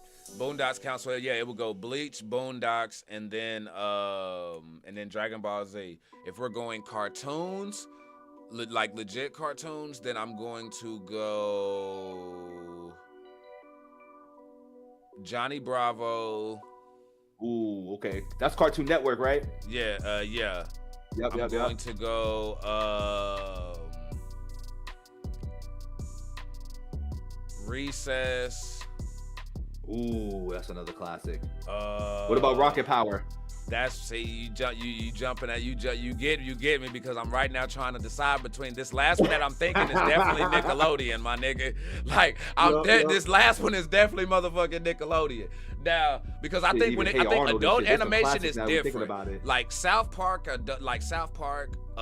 Family Guy, and things like that. Family Guy, like American those Dad and shit, for me, those would be too easy. Like I could easily have those trump everything. You know what I'm saying? Especially like just watching them from the beginning, but.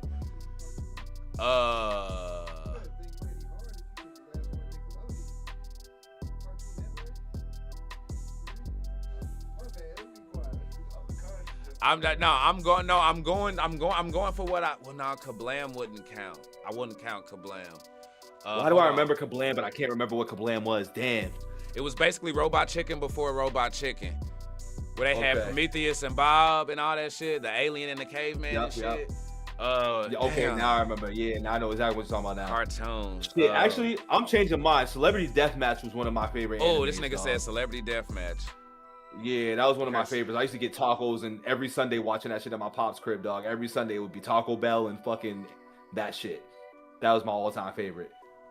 Let's see. So I said Recess, Johnny Bravo.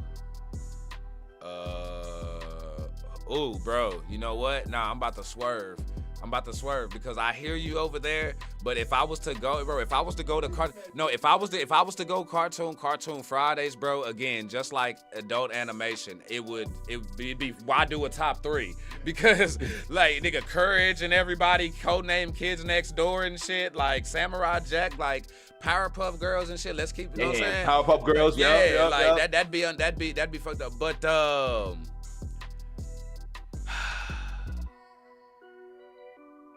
fuck, that rant made me lose my. Okay, so I said Recess, Johnny Bravo,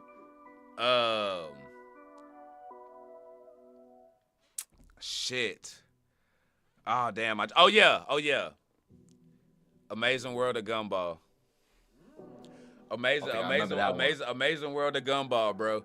Because I feel like that is one of those shows that while it's recent and current, it would have been a hit way back when.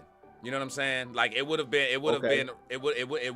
right there. And it's just, bro, this is a tough question because, bro, like I know people who were SpongeBob fans, Fairly Odd Parents fans, Danny Phantom fans, motherfucking. Fairly Odd Parents is my shit. Like, bro, like it's crazy. But for me, I like kid humor that stays kid humor, but has stuff that adults can pick up on. That adults can relate to. Right, yeah. But it's not just letting kids forget that they're kids. I know I said Johnny Bravo, but that's an anomaly. You know what I'm saying? That's the exception because if you go back and watch Johnny Bravo, we shouldn't have been watching that shit. We shouldn't have been watching that. Yeah, shouldn't have been watching Johnny Bravo. More the adult side. Yeah, but yeah, nah, bro. Amazing world of Gumball for sure, bro. Like that, it's a classic, and then it's actually made for us. They talking cartridges and PlayStation cons, but like if you look at it, Amazing World of Gumball is made for niggas in the 80s and 90s, straight up. Oh, what you cracking up on? Yo, it was Itchy's comment. She was like, "I got hit by the Punani tsunami." Okay, nah, for sure that. Ain't nothing wrong with a Punani tsunami. I like that. You know what I'm saying? I like that. That's a t-shirt.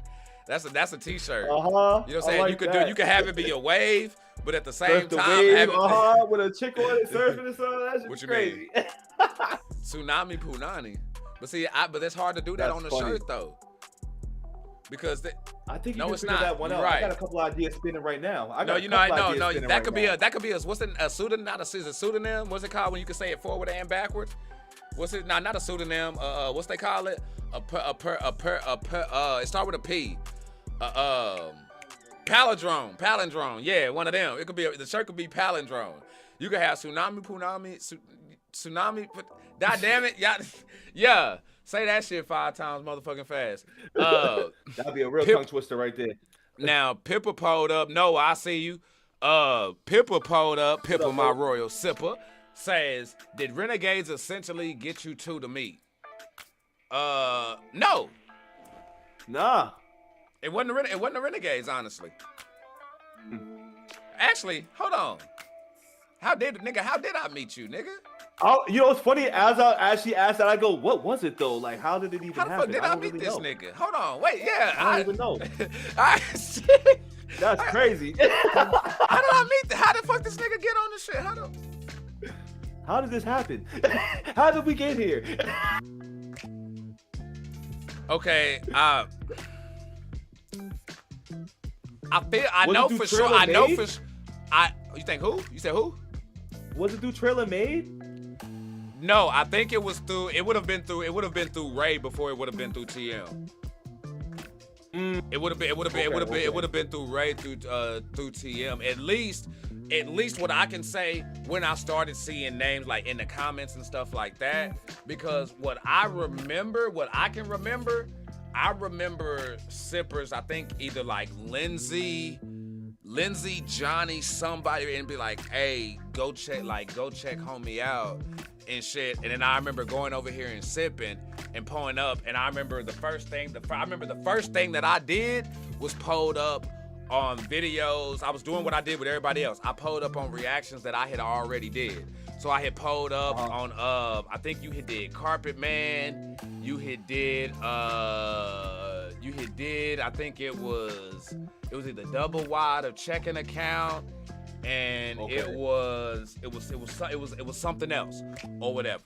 That was what I can remember, like interaction wise, but I don't remember. I don't remember the exact moment we linked, because I feel like I watched you on Ray's joint talking with Ray. Like that's what I remember. The first link was with Ray, and I probably hit you or we linked up after that or something. But I don't remember. I ain't gonna lie. It has to be that, bro.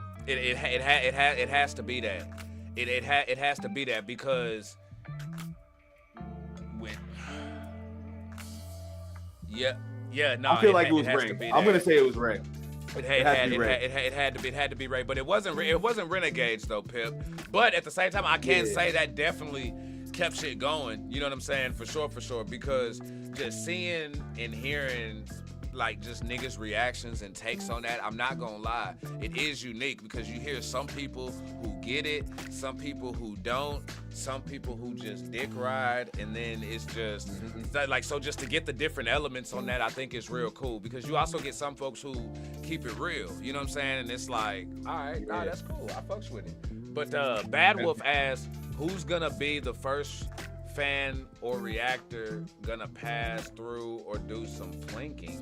I'm thinking if anyone is ever wait you say what's plinking? Planking like the planks? Like plank? I know the exercise that would utilize the forearms. Yeah, that's what I was like. That one? That version? Yeah. said so. What you talking about, Bad Wolf?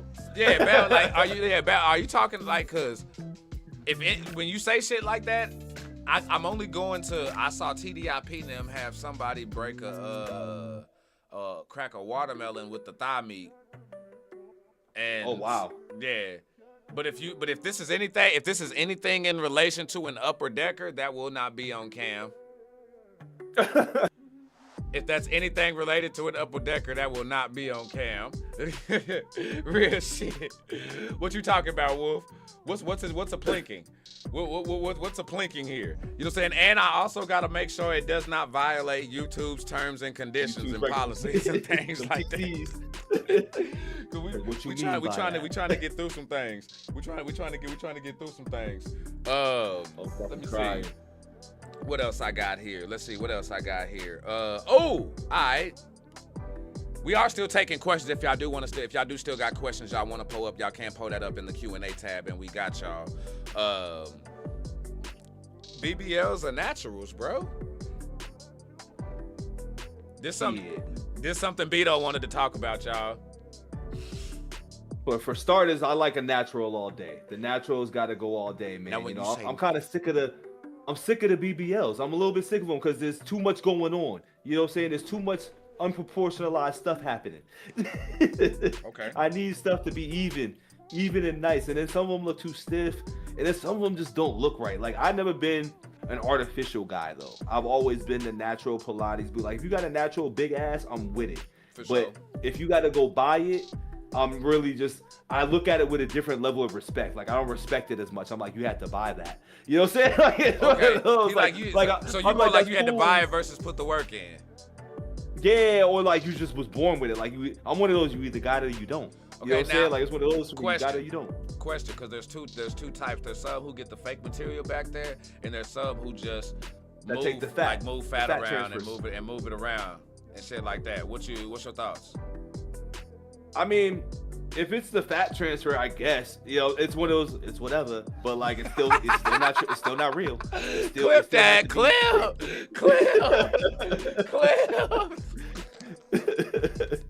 You still gotta buy it. You still have to put injections into it. So, you know, sure. you either got it or you don't. Oh man, I feel like I'm for. Here's my take on it.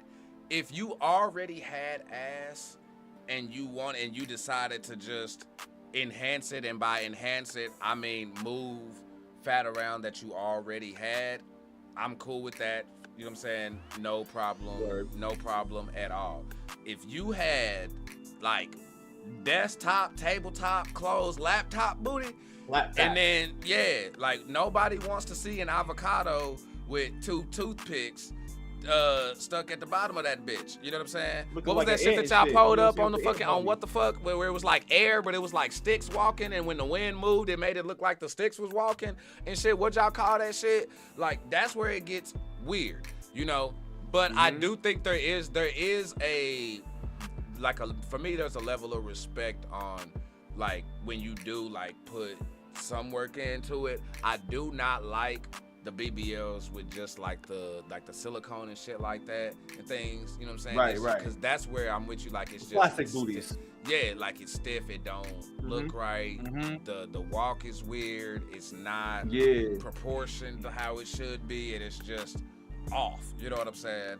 But that's how I feel about it. I like natural, and to me, I still consider natural, even if you move what you already have back there. I'll accept that more than if you already had something back there. If you didn't have nothing back there, but you used it to get something back there, then that's not yours. That's not really yours. You ain't got nothing. You ain't had it. You know what I'm saying? But don't get me wrong, they look good. Yeah, they look good. Fine, don't get me wrong. Fake fat transfer, whatever, they all look good. But I, as a man who just grew up around natural things and seeing natural things, like me, frankly, I never had a BBL.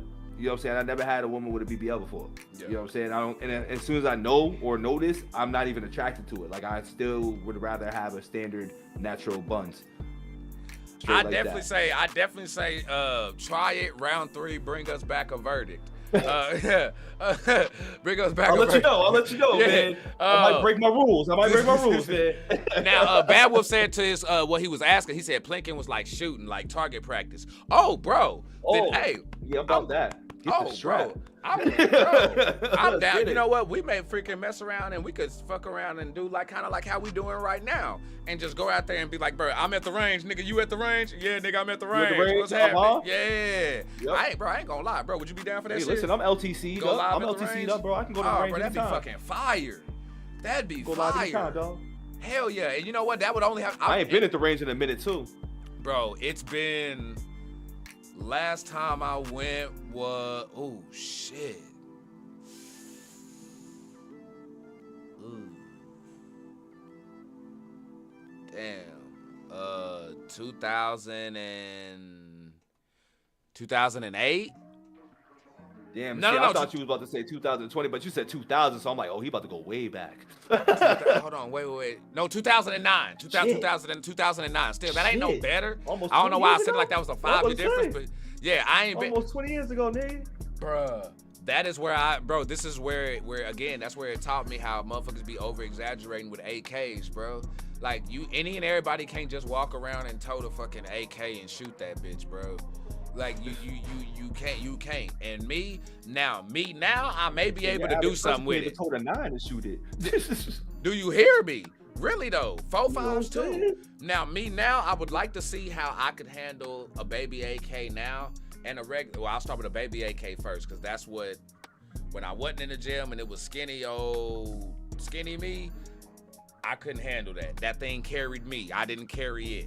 But now I'd like to see, now that I done got my weight up and shit, I'd like to see what that was like. But no, I'd be definitely down for some gun range content though, for sure. Golf, Big facts. Embarrassing. Bro, y'all trying to I'm laugh terrible and at shit. golf. Yeah, y'all trying to I laugh got a and golf shit. swing that's showing on camera. Y'all don't want to see that. I don't want to see my golf swing on camera. That shit's hidden in the hidden files. Bruh. Y'all go, ooh, yeah, we gonna be sitting there. Y'all think I sit too long at the starting soon screen. Just me sitting there trying to get that bitch off the tee and hit that bitch off the tee, boy. That's gonna be the starting soon screen. See, I just look funny. Like it just looks so unnatural. Over again. Nah, you know what? You're right. That would end up being a starting soon screen. Just a bunch of fuck ups. Just shit. And me, I know I'm gonna have some fucking outbursts. Hold up. It's like, hold up. Hold on, now. And you know what? We black and shit, so it's gonna be. Hey, nah, one more time. Let me just get one more. Nah, Yeah, for let me real. get that back. Let me get that back, y'all. Just one more. Nigga, you said one more like 10 times ago. I know, but just one more for real, I need bro. to I hit swear. it one more time, nigga. Yeah. Oh, you know what? No, Top Golf would be a vibe though, because the I love drinks Top and the Golf. I sceneries did that and shit when I was in Scottsdale. That shit fun as fuck. Yeah, nah, that would be a scene. I think there'd be a good enough scenery there to do that. Nah, hey, Bad Wolf, that's dope, bro. I appreciate that. Real deal Kool Aid Stay tuned. spill. Stay tuned. The content may be coming to you. Nah, for real, bro. We'd have to hit that, bro. I'm all about it. Matter of fact, hold on. Let me go ahead and notate that here, just so I don't forget. Hell yeah. I've been thinking about the range for a while anyway, too. So thank you. Nah, really, bro. And I got like Thank you, Bad Wolf. everything. I'm in a spot now comfortably where I could go. Cause back then when I would like to go, the homies would have to bring their guns because my money and shit wasn't right to have to go in and rent out. Now I can go take mine and rent out what I just want to shoot. You know what I'm They saying? charge you for renting them out, even if you're a member? I don't. Yeah, I'm gonna say yes and no because I think that varies between locations and different locations do different shit. Because I know the one that I went to, he brought all of his, still had to pay for us, but they charged him for, well, that's probably because he bought ammo. I don't know. I'm gonna just say, yeah. The range I was at, you could definitely rent like 2 or 3 guns for free as long as you a member. He asked that do they charge you to rent out guns to shoot there if you already a member? Like if you a member of that particular gun range, do they charge you to rent out there? I've only went as a visitor, and the person who I went with who was a member had their own guns. Yeah, you say it's always costed? Uh-huh. Oh damn. Uh-huh. Mass do it different. Yeah. What did now when they paid? Oh, they'll let you use the gun, but you pay for the ammo that go with it. Yeah, you gotta double check, but Okay. they just be taking- That may be what it is. I may be remembering it incorrectly. Then nah, cause what I do remember, I know he paid for ammo when we went. I didn't, man, nigga. I was 19. You know what I'm saying? And shit, I was 19, and that nigga was at the counter. He had the money. I was just standing back. Hey, when can we You walk just ready through? to shoot. Yeah, when can we walk through and do the damn thing? But I also found out that I think people over exaggerate. Like cannons are real, yeah, but you can have like a revolver that shoot the 4.5 and shit, like a Taurus or something. Like all of them don't just. Oh, I love my and Taurus. go. That was one of my first pieces Oh, bro, I would rather me a shoot that Taurus. over a 4.5. A 4.5 got more kick to me than a revolver. And I mean, that You man, I know don't what's know. a solid piece too? A Mossberg 9mm. Those shits is cool too. Shit. See, I only got I got a Mossberg 500. Okay. Yeah, Okay. I got a Mossberg, but see, that's shotgun and shit. But I got a pistol grip on that though. Yeah. I got think my done told you. Walther like 3000 or whatever it's called. I love that shit because it's like a mini. It's like a Beretta almost, but I like the Oof. barrel on. The barrel's fucking sexy. Ooh. Love the barrel. Man, bro, I'm telling you, I'm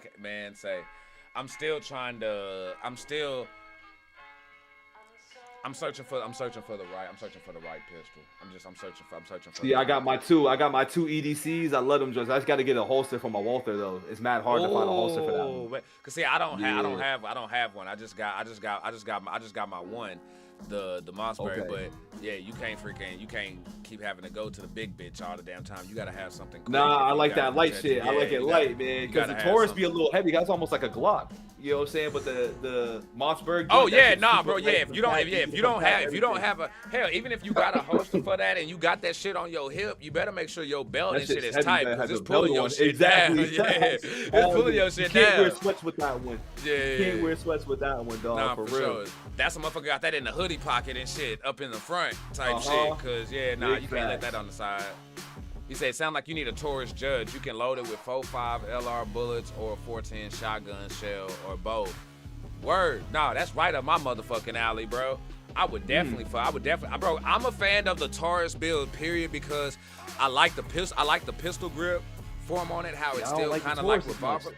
But I like how the one that I saw that's my favorite is in the Crow Salvation with Walter Goggins and Kirsten Dunst and shit, where the end of the barrel is still kind of like Desert Eagle pistol like, but it has it has a revolver piece on the back there with a pistol that, bro, it was so fucking sexy, man. That's fire. It was so fucking sexy.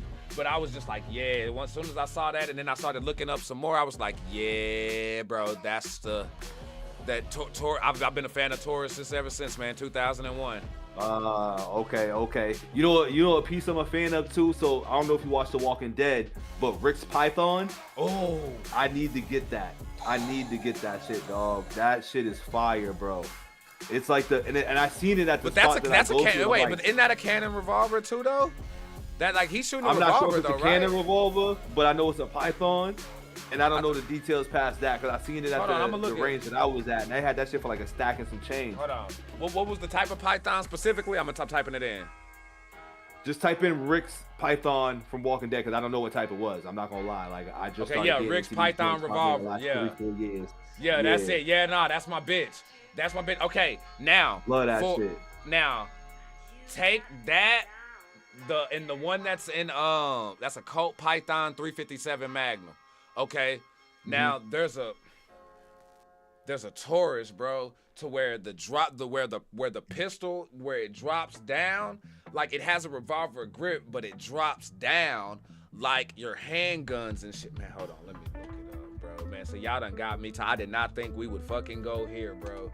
I did not think guns was in the discussion. Yep, there it go. I didn't see that coming at all. I love it. Yep. I love pieces too. Yeah, nah, Sunshine. You right, Sunshine. You were talking. That is exactly the fucking gun that I'm talking about. That is exactly the gun that I'm talking about. Taurus Judge, bro. That's the one in the Crow Salvation. Okay. That's my bitch. That's my bitch right there. I Yes, got sir. a Taurus 3G. That's what I got much right now. is that? G3. Oh, That's what I man. fucking got right now. You got a what? A Taurus G3. That was the first one I ever got. My first piece I ever bought for like 400 too. Oh, 430 to 700. Oh my gosh. Oh my God. Or you could go executive grade reaching 950. Not bad. Oh my, let's say word. Oh, I'm getting that. Oh, I'm getting that. Trust me, the Kool Aid Man will have that before the year is done. I'm telling you that. Yo, we just got a new sipper. Pull up. Stay sipping one time for the one time. Shout out to Nolan. Let's get cups up in the chat, y'all. Matter of fact, I know y'all did it earlier, but let's get super cups up in the chat for Nolan and Heather. We done gained 2 new subs during this live, y'all. Greatly fucking appreciate that. Let's get them cups up. You spill me. Let's see what we got. Okay, now, you want to go sports or you want to go apps? Go wherever you want to go. Wherever you want to go. All right. Let's go. Let's go ahead and do this one real quick. Explain to me more, just to give me more context, because I want to make sure that I even answer it correctly. Paul Pierce and Carmelo? All right, so who do you think is the better player and or had the better career between Paul Pierce and Carmelo Anthony? Oh, I think that's a trick question. Folks will get in their feels on this, and I know a lot of niggas will answer this incorrectly. Now, a lot of niggas off rip, they're gonna go Carmelo. And I'm gonna tell you right now, and I'm gonna tell you niggas, if you are going Carmelo, you are wrong. Okay? You are wrong if you're going Carmelo. Now, Carmelo, if you want to talk about scorer, then yes, I will give Carmelo the scoring title, because I heard Stephen A say that if Carmelo would have went to Miami, like let's say you take out Chris Bosh and put Carmelo there. Bosh? Yeah. I don't think it would have worked. But I do think they would have beat my Mavericks though. I don't think my Mavericks would have been able to stop D Wade, LeBron, and Carmelo. Well, yeah, because Melo would have picked up that slack that Braun and Bosh couldn't bring. That's a fact. Exactly, especially on the scoring end. Like he would consistently be giving you that 25-30.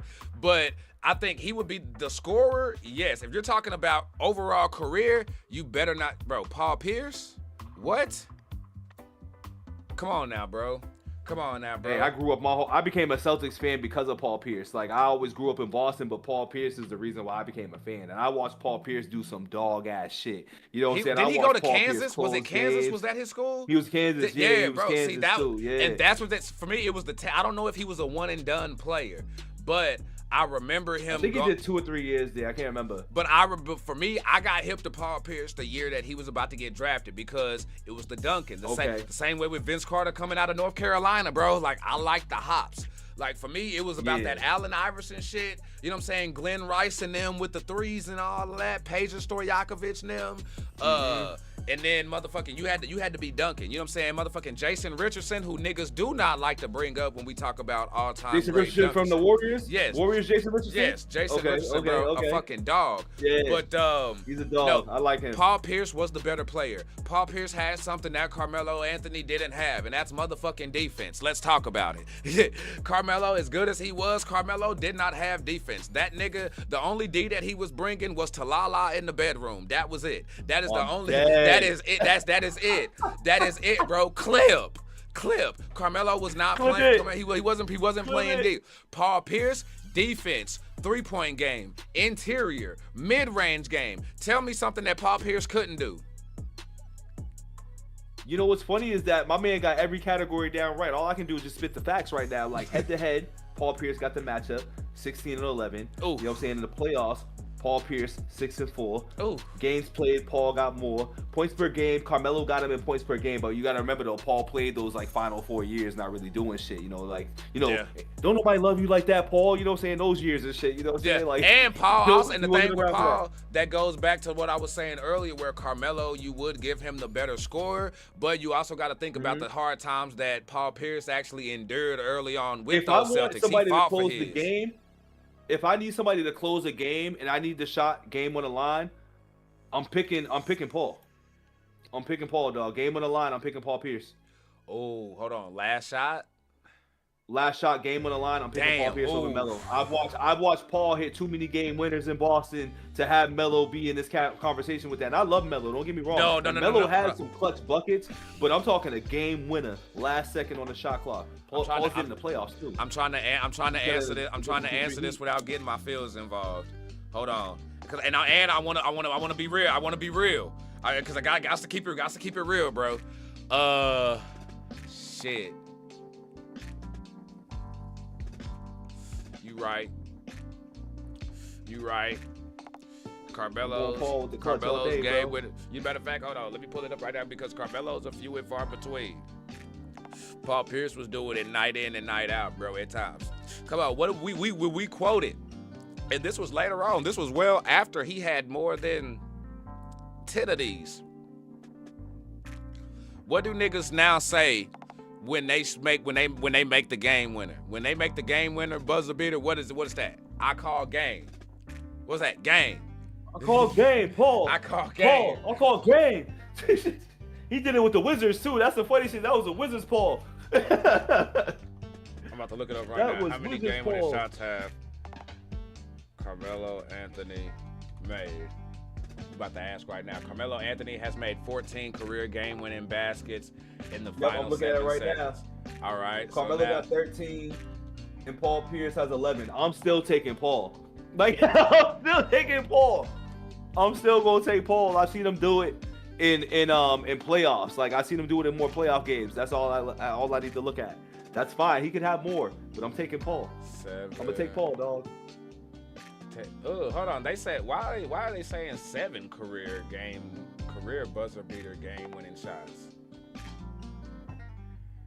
I see he got. Hold on, cause they. I see. Oh, they got this order weird. I see 7 buzzer beaters scored, 5 game winning assists. Paul has 15. Paul has 15 made. Wait, field goals made, field goals attempted. Okay.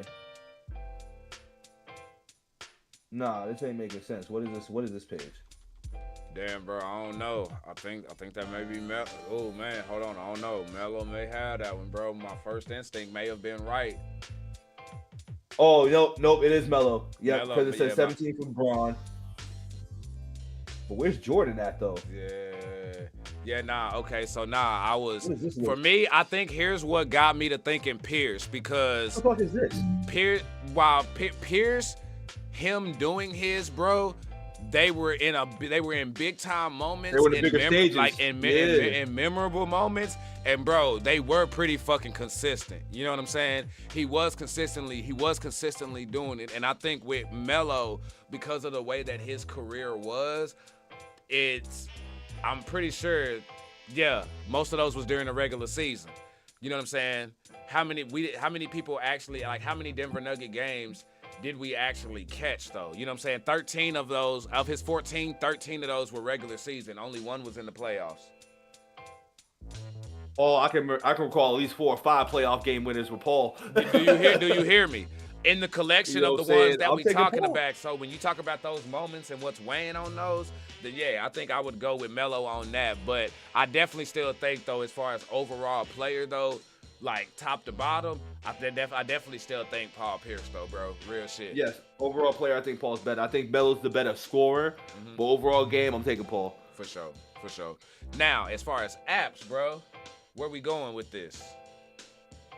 Dating apps, man. How you feel about dating apps, man? Do you feel like those are the ultimate butt machines, or do people really genuinely, truly try to find their one and special person?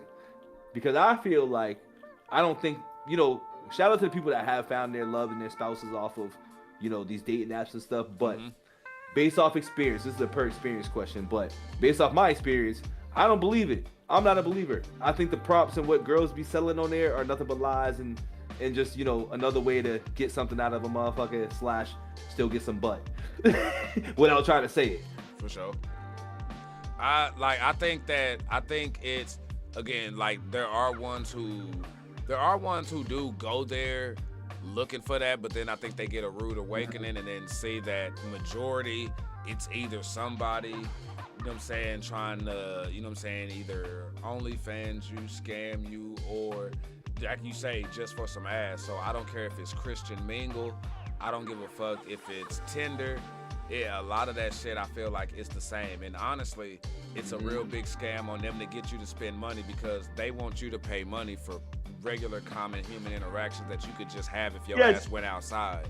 Like Go outside. If your ass went, if you went outside, bro, like if you actually stepped outside, you don't have to spend $29 to send a message. To swipe through all day. To get a certain amount of. Oh, I don't know. If you actually go out in person, if you actually like that person, you can go walk up to them, step, and actually say something. I'm just saying. You know what I mean? Like really though. So I think that they sell you the image of, hey, this is what it is, but really you got the person who manufactured the app trying to get money out of you, and then you got people who are on the app themselves just looking for ass and trying to make a buck. You know, so I don't think there's nothing really genuine with those. Hell, some of these apps done turned into motherfucking Twitch and, you know what I'm saying, fucking YouTube lives and shit. Like, bro, I remember back in the day when Kick Messenger was what that was. You know what I'm saying? Wow. And now Kick Messenger is basically like fucking, again, Twitch and shit. Motherfuckers are live streaming. It's like niggas got dating apps and shit where you stream on them and shit and just Facebook go like live that and too. shit like that. And it's like, nigga, what the fuck? Like, shit's just, that's what the world's come to. And it's funny because listen, I'm a free trial nigga anyway, you know what I'm saying? I'm a free trial to shit anyway and get my swipes out through the day and then that's it. But I'm just like, I'm a real life nigga. You know what I'm saying? Like, I've even concluded, like, I can't interact with typing a message to somebody on somebody who I'm trying to back because, like, there's no real engagement, there's no reaction. So I don't know how to just talk to my screen, text somebody that I don't know and because I'm not trying to sell myself. If we like the picture already and we linked up, I'm one of those like, yo, let's just meet up in person. Yeah. I don't even want to really do much messages besides, hey, where you want to meet up at? Outside of trying to just fucking talk to you out of the sun, like that just takes away from the engagement part. That takes away from the real life interaction. Like I don't like it. Real shit. I've used it. You get some buns out of it. It's fun, but I'm just like, this is a weird place because then the females will be on there selling it. Like when you meet with them in person, they be trying to talk like, because this is my thing. You can't be dating somebody or try to date somebody, but you got several niggas in your inbox on a dating app that you're gonna go right back to and engage and mingle with and give your attention to. I don't feel like you can give your overall focus on trying to genuinely find somebody when you're still trying to entertain multiple people in a dating app. That's another reason why I don't feel like dating apps are a genuine place for people to find their interests. Yeah, bro. It's a place to find buns, but not your interest. You just, bro, preach, man. This nigga, man, I wish I had my message button set up here for that, cause bro, like you're right, you're right, because when you're like, if you're legit first, I feel like if you're talking to somebody and like y'all are serious about that, there shouldn't be no entertaining or anything like that. Like those boundaries and shit, like the access should definitely be switched up.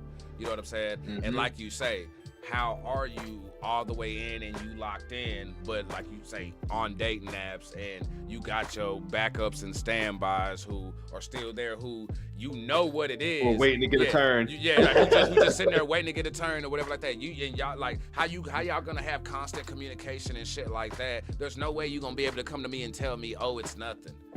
Oh, it's just like, huh? What the fuck are you talking about? This is what I'm saying. Like, I'm not Boo-Boo the Fool, dog. Right, and because it'd be the same thing for us. Like that wouldn't slide either way, bro. Like if you locked in and you really in, should no other motherfucker be getting your time like that and entertained. I don't care. Nice. Yeah, I don't care how that shit gets swapped. But you know how we are nowadays. We're in the age where you can make an excuse for everything and make it sound good. Oh, yeah. And folks think that it's cool and it's what it is, but. Yeah, bro. Nah, I'm not for the apps, bro. Like real shit. I'm not. Yeah, me neither. I like, for me, if I'm using the app, it's for a social experiment, because that's literally what it is at this point. It's a social experiment. Or if I don't feel like going outside, I'll plan something on that and then be like, let's meet, and then I'm still gonna get the buns and shit. But I got a funny story with this, and this is what made me realize, like, one, the app isn't for me, and I'm like, yo, girls really be on some bullshit. So I went on that like a Hinge date, right? I took old girl to the game, right? We met up, picked her up from the crib, had our fun at the game. I'm going back, right? Now, we go back to the crib for the extracurriculars. And I'm all for it, right? Get upstairs. I got my strap with me. You know what I'm saying? I'm ready to go in. As soon as we get in the room, I see that there's literally another condom wrapper on the floor. And I go, oh shit. You know, because I'm just like, you know, I'm shocked. Because for me, I'm like, when did this happen? This had to be in the last like 24 hours. If not hours before I seen you and you double dipped. Yeah. You know what I'm saying? So now I'm like, oh shit. So me, I'm like, this ain't my woman. But the way she was trying to present herself as if like she's somebody who's trying to be reserved and all this other shit. But I'm like, you just got double dicked in the last 48 hours or a couple of hours. How are you selling and acting as if you're like this woman who's like holding this high regard and standard, but you just got piped down hours before I brought you to this game or the night before? For me, I'm gonna be honest. I think it was the same day. You know what I'm saying? I think it was the same day affair because I'm like, yo, you gotta clean up, right? You gotta pick up after yourself. You must have been rushing like, damn, I got this other thing going. I got shower, boom, boom, boom, boom. Oh yeah, for sure. So I'm just like, oh, wouldn't be able to tell yo, like straight up. You know what I'm saying? Straight up. So I'm just like, damn, like, so you wouldn't really did that. And that didn't last long because I'm just like, you know, other things kind of happen with that. But I'm like, this is a prime example why these dating apps are just weird because like people will try to sell something knowing that they doing this. And I've had those conversations with every single Hinge person I got with because I'm just like, yo, like, how does this supposed to work? Because me, I was freshly single when I got into it too. So I was just like, all right, let me just try it. Somebody told me to try it. But I had questions like, how am I supposed to take you serious when I know like you got like several dudes in your inbox? Bro, and that's the thing, bro. It's just, bro, like dating apps, it's a front just like social media and all this other shit. It's just fake shit because what you get to do is you get to like, motherfuckers know that they be full of shit, on some bullshit, be on some fuck shit, but they know that they can go over here into another room that doesn't have no history, no knowledge of the bullshit and fuck shit that they've done. So you can go over here and you can perpetuate a fake ass image and sell some bullshit and have people thinking this facade is what it is when it's not, you know? And that's really what, bro, it's a fucking sales job. It's a fucking sales job. Yeah. And it's for people that don't really like to go outside. And for me, I'm like, I like going outside and I really like actually interacting with females in real life versus this app shit. Because I feel like the app should be a waste of time too. Like, I had this one time, right? I even like we was messaging with this chick or whatever, and like she said something about there's nothing to fear, right? And I was like, all right, cool, because that was her name. Her name was like Fear, and I like we played off the nothing to fear shit. But then like I was just like, damn, like why are you so bad? But like you're on this app, like I basically was like, yo, who fumbled you type of shit, right? Yeah. And I wanted her to say something like the reply should have been like, you know, dudes did this, dudes did that, whatever, and I would have accepted that. But old girl was like, I did nothing wrong. Like, I do everything right, blah, blah, blah, blah. And I go, damn, red flag number one. Like, I didn't even ask all that. Like, you could have literally just been like, somebody did me wrong, and I would have been cool with that. But I'm like, oh, so you got no accountability. You know what I'm saying? I was like, this is a no accountability move. Like, so you do everything right? I was like, all right. I was like, I think I'm good on you. Yeah. Bro, because nowadays we in that, with social media, we're in this deal where you can pull up clips and things that agree with your line of thinking. And now that's what you get pushed, and you thinking, oh nah, see, facts. And it's, bro, I'm not living my life through. I don't live my life through clips. I live my life through reactions, results, and like real life. You know what I'm saying? Real life, dog. Like, like don't sit here and try to use TikTok and Twitter and all this other shit as a reference to try to back some shit up. I come from encyclopedia days, having to attach links and shit. I come from doing my recon. Yeah, you know what I'm saying? Like, don't give me that bullshit. I'm not going for it. But yeah, bro, nah, apps out of there. But I got something else for you. No go for me. Yeah. If y'all do got more questions, feel free to pour them up in the Q&A tab up there at the top. This is a multi-parter here. Best Coast storyteller. I want best Coast storyteller, best East Coast storyteller, West Coast storyteller, down south, and then we'll even go Midwest just to be fair. It's funny because I'll start on the East Coast right now because I do this a lot with like East Coast rappers that I listen to with storytelling. Okay. So I'll go storytelling. This is like tough because I really like Rewind from Nas. You know what I'm saying? I'm not gonna count Slick Rick because he's really from the UK, so we ain't gonna put Slick Rick in there. I ain't gonna lie, I had him written down on mine. That's fucked up.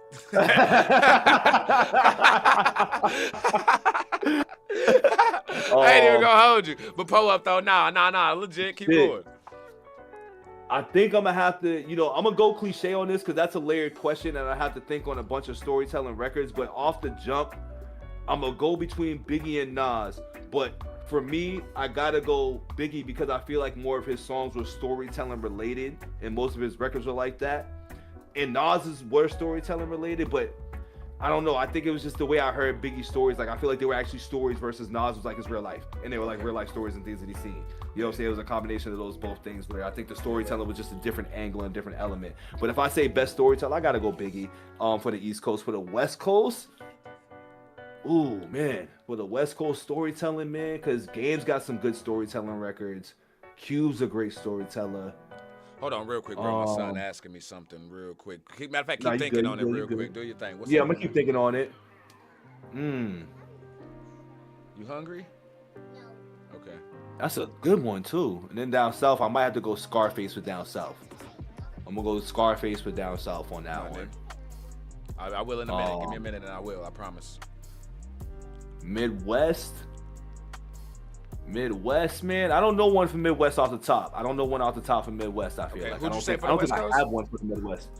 I skipped the West Coast. I was like, that's a lot to think of right now. Okay. But I said for the South though, I said Scarface. I put face for the South. Okay, for sure. Chat, if y'all got y'all's, feel free to pull them up. See, for me, I In had the West Coast, you make a good case I'll for probably Slick just- Rick. Oh, go ahead. I'll just put Cube for storytelling as far as storytelling. Yeah, for the West Coast, I'll put Cube. I'll be All right. cliche. All I'll be right, cool. cliche and put Cube No, right now. That's not bad. I actually had him. Because today was a good day. Check yourself. There's Yeah. a few good songs that are storytelling for the West. For You sure. can put fucking Ice-T in there too. Like there's a lot. Yeah, on the way, because a lot of niggas do tell stories over that way. But Yeah. damn, I mean, you make a good case about Slick Rick. He was UK, just moved to the East Coast.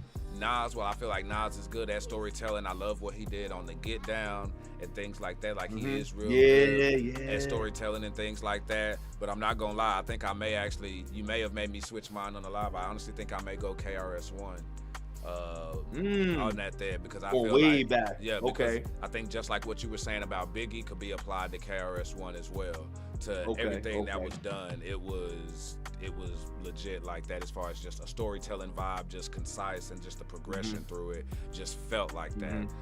West Coast, I'm with you on Ice Cube, but I don't want to just I don't want to go there. So for me, I'm gonna go with my one of my favorite artists to come out the West in a while, Nipsey Hussle. I think he's real good at storytelling and putting Okay, stuff together. that's legit. Out the West, and just the way he does his thing and shit.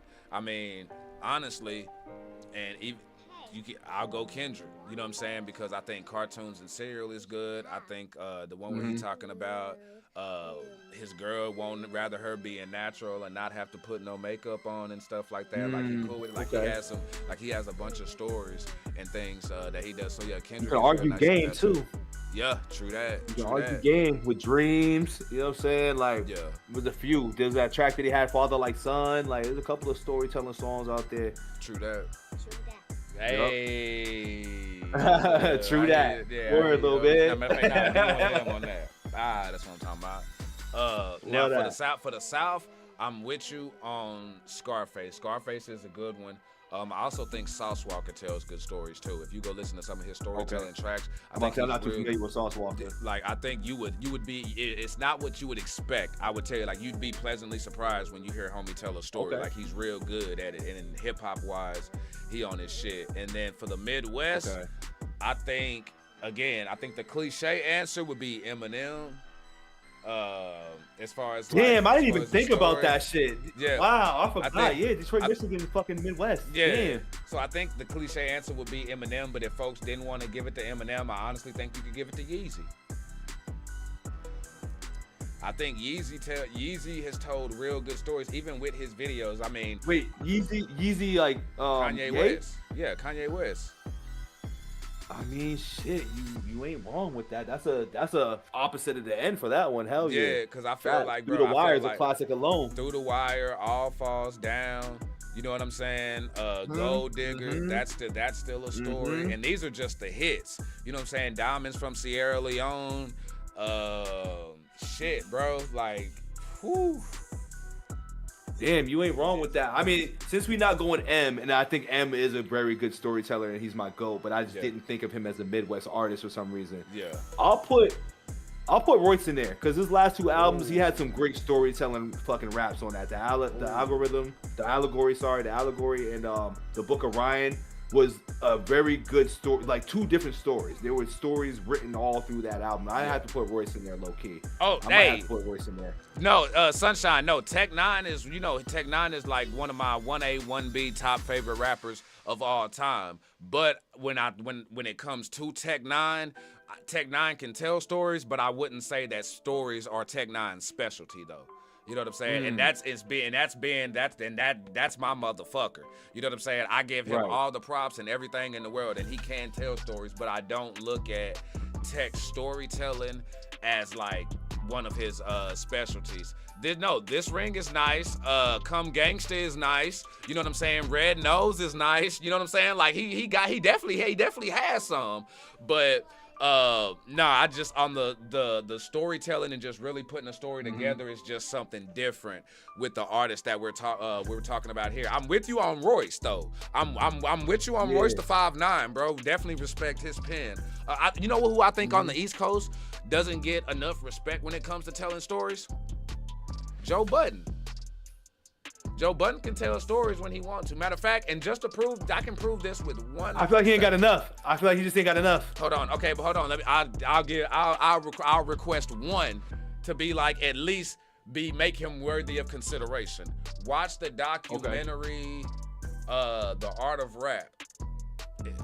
Watch that document, and he has one on there where he's just legit spitting and he's not on video or nothing. I didn't even know it was him at first. At first I thought it was Rakim, and then and then I'm listening, I'm like, because Joe Budden and Rakim's tone, like they're, if you half-ass listening, Joe Budden can sound like Rakim at times until you start concentrating and you be like, nah, nigga, that's not Rakim at all. Because Rakim's bass and just jazziness is just different. I think his smoothness is different from Joe. Joe got a raspiness to him. Yeah, and he a lot more like sharp and precise and shit, while Rakim just flow with it and it just match and it's where it's supposed to be. Yeah, you know what I'm saying? So big facts. Yeah, but like, no, I think Joe Budden can tell stories when he wants to. But that was just one that I thought that was real cool, and I think that's something that chat give y'all something to I like that question think too. About. You know what I'm saying? Just different.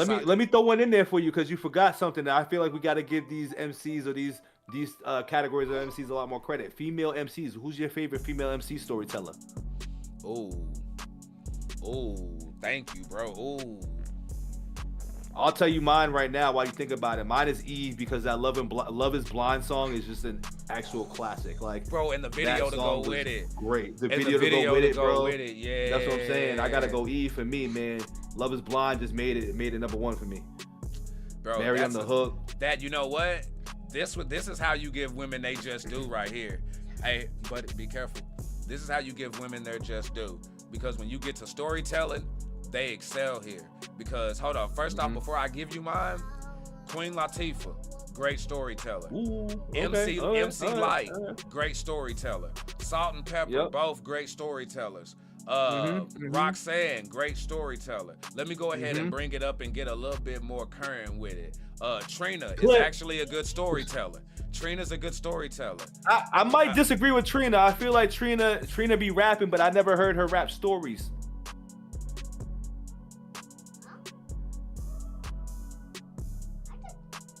Okay, she don't got enough. You right. She don't got enough. My bad. Let me redacted. But hold on, no, we can keep going though. Gangsta Boo though. We could go. Okay, Gangsta Boo from back in the day. I'll give you Mia X too. There you go. You know what I'm saying? Like, bro, like the women really excel when it comes to storytelling, bro. Like that's really their specialty because they all got some. When they want to hit you in your feels, they can do that. You know what I'm saying? Missy Elliott can do that because you know she can sing and rap. When Missy Elliott want to turn it on, Missy Elliott can get you in your feels if she want to. Yes. Now I see a Lauryn Hill in there too. Lauryn Hill's a good one in there too. I see you. My God. Oh my God. Bro, see that. Lauryn Hill is just like the Nas's and the biggies of this situation where we're talking like Lauryn Hill might be number 1. I might redact my statement. Bro, I'm not gonna lie. Lauryn Hill right now, yes, just give me some time though, because I'm really thinking about this, because again, gotta pay respect. Female storytellers. I'll give you. Okay, I'm gonna have to stick with Lauryn Hill. Here, but I will give you 2 honorable mentions that I feel like definitely deserve to be there. And I'm gonna say this without having I don't have a whole lot of experience with them, but I've heard enough. Little Sims. Okay, I've heard a little bit of her stuff. Okay. Little Sims and Win. I think Win has some real good storytelling capabilities, bro. I'm gonna have to peep some of her stuff. I'm not to be honest with you. And I feel like a lot of she's like those other artists that we were talking about, where when she's just naturally doing what she does, like what you were saying about Biggie, felt storytelling centric. You know what I'm saying? Like if you really listen, she's telling stories, you know what I'm saying, and giving background and biography. She got some flexy, you know what I'm saying, got some flexy, sexy shit out there. Yeah, we love the flex shit. We love the flex shit now. Yeah, but I feel like she's real good, story driven.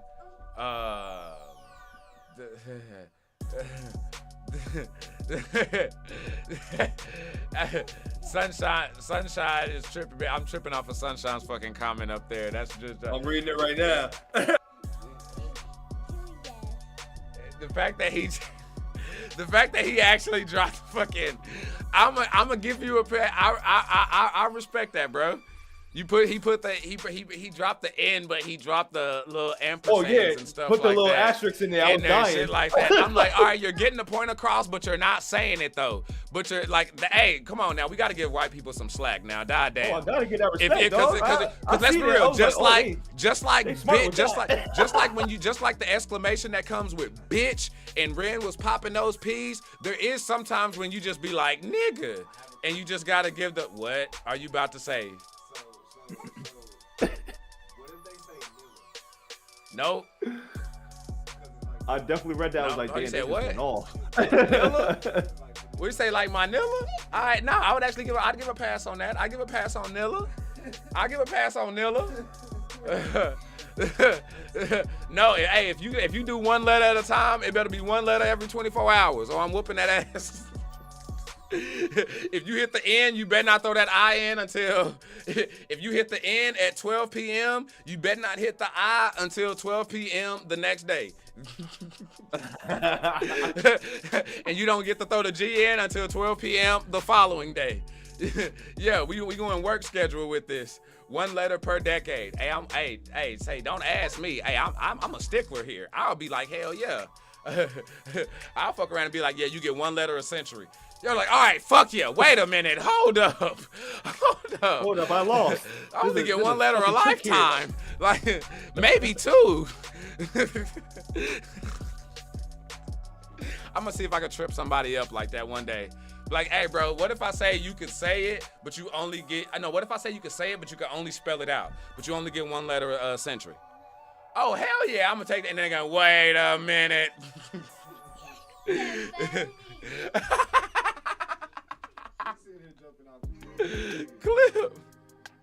Clip.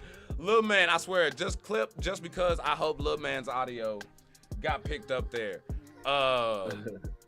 Okay, so we got that out the way. Is double time overrated? Next question. Is double time excuse me, is double time overrated? Yes. Yes. Absolutely. There's too much unnecessary bars being used in double time format when you could have just said that shit regular, or it's too much double time and then when I gotta go back and be like, yo, what did you say? And I just be like, oh, you could have said that regular. Like, there's no bars or like consistency within double time raps. It feels like people are just doing it because Eminem made it cool. Cause I'm like, obviously double time rap has been around for a while, but it was always used in certain pockets. Now you got motherfuckers doing songs double rapping. Like, and I think get them double rapping songs out of here. And I think it's I'm with you 100% there. And I think it's become more of a crutch because I'll just say Filler this. bars, right? Like me filler bars. Filler bars, yeah. And I say this with all Okay. due respect. And when I say this, and I'm sippers, y'all as well. This is generally speaking. You know what I'm saying? But fans are stupid. You know what I'm saying? Yes. Like They can't comprehend things. they don't really comprehend certain things. So there are a lot of fans out there who think that the shit is dope and give all the passes in the world just because motherfuckers are rapping fast. Like just because they're rapping fast, they're nice. Not giving any credence or any type of validity or any type of, you know, like substance to like them saying anything. You know, like you can sit here and rap fast all the fuck you want. But if it's hibbity bibbity liberty bibbity, then it's like, my nigga, You've All right, lost my whole engagement. yeah.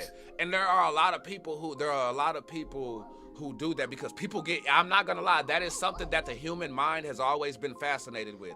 The human mind has always been fascinated with people rapping fast. And then when it went mainstream with the Twisters, Bone Thugs, and everybody like that, the human mind and the concept just gets wowed and fascinated when somebody starts rapping fast, and they're more infatuated that the person that they're listening to or the person that's in front of their face is doing it fast before they even start dissecting.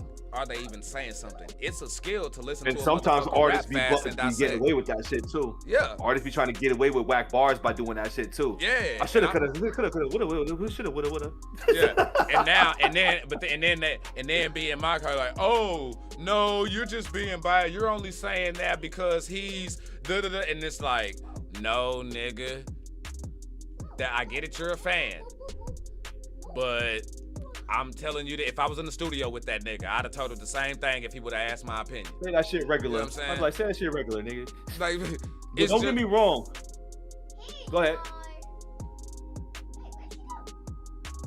Oh no, he good. Do your thing. Dad. No, I was gonna say, don't get me wrong. Like, I don't mind if you rapping fast, but like, I like if you rap fast and there's bars in the rapping fast. Like, if there's actual bars when you rap fast, or you like stretch the English language a little way and rap fast, I'm cool with that. I never doing that. Yeah. Nah, for sure. Be like, don't just. Do you mean stretch it out as far as just not trying to compress it and fit it all together and just rush it, or like what do you mean by that? Like, you know how people bend words to say it a certain way, or Oh, like okay, just got stretch you. the English language away. In that okay, regard. I got don't mind if you're doing that and rapping fast, but if you're just doing it, because I feel like rappers these days will go and rap fast for it to be a filler within their bars. Like, they're using those for filler bars now. Yes. It feels like versus like yes. you're giving me some substance or bro. some content. I agree. You know what I mean? They're like, okay, I know people like this, so let me just say this line mad fast and shit. And people will like it because I said it fast. But if you got people who like lyrics, 'cause I like lyrics too. And this might, maybe let me ask you this. I might have asked you this before too, but it goes back to like, is it bars or delivery for you? You know what I'm saying? Like, which one do you choose? And it all is different depending on who you listening to or how you listen to it. But in that regard, don't give me fast delivery and your bars are trash. Yes. Hey, buddy. Hey, hold on. Listen here. I am doing a live right now, so I don't mind you being in here and chilling and sipping with me and everything. But you gotta be quiet and respect that I'm on live, okay? Now, if you want to sit in here and chill, if you want to play the game, you can go grab the Switch. You can sit down, chill, or whatever. Even if you got a conversation and you got something that you want to pull up, we can talk about it. But we gotta bring the noise down, though, okay? Just gotta respect the live. Big fact, Sunshine. That's a big fact. Do you need anything right now? Substance over quantity. Do you need anything right now? You hungry? No. You sure? He's like, I'm chilling with Pop right now. Did you get any damn, you know what? Did I put you some Yeah, he did? Okay, all right, cool. I'm like, man, I put that nigga some pizza rolls in and I don't remember taking them out. All right. Itchy Back, I have to disagree. Oh, bro. I think that track he got with Busta Rhymes Fruit Snacks is probably his whack line, double time track. I'm not gonna lie. Get That you one track of those, wasn't okay? that hot as far as what he Get you a said. fruit snack. Give me some. I ain't gonna lie to you. Just gonna leave me hanging? All right, you got one more time to do that, son, and I'm taking your black card. You got one more time. Don't let him take it. Don't mess around, bro. Do it on the lot. Be immortalized. Now, this right here, Sippers, I do encourage y'all, if y'all do have any questions to ask, go ahead and pour those up now because I am here at the end. So I got my last question here and we'll probably like shoot the shit or whatever like that. But if y'all do have any questions or anything that y'all have that y'all want to pull up and ask, use the Q&A section up there at the top. If it's not working and you can't see it, let me know. You know what I'm saying? And just try to get our attention in the chat. And he says there is no Q&A at the top. Really?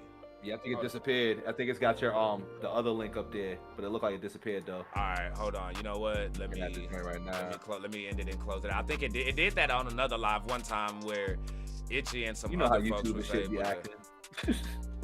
YouTube be acting mad strange with shit, man. All right, let me see here. Nah, you right, fam. Oh, it's on top where the cereal is. All right, so let me know if it's there now, y'all. If it's up there at the top. If not, just tag us in the tag me in the comment section because I'll see the red and I'll be able to get that right for y'all. Yes, buddy. Huh? What'd you say?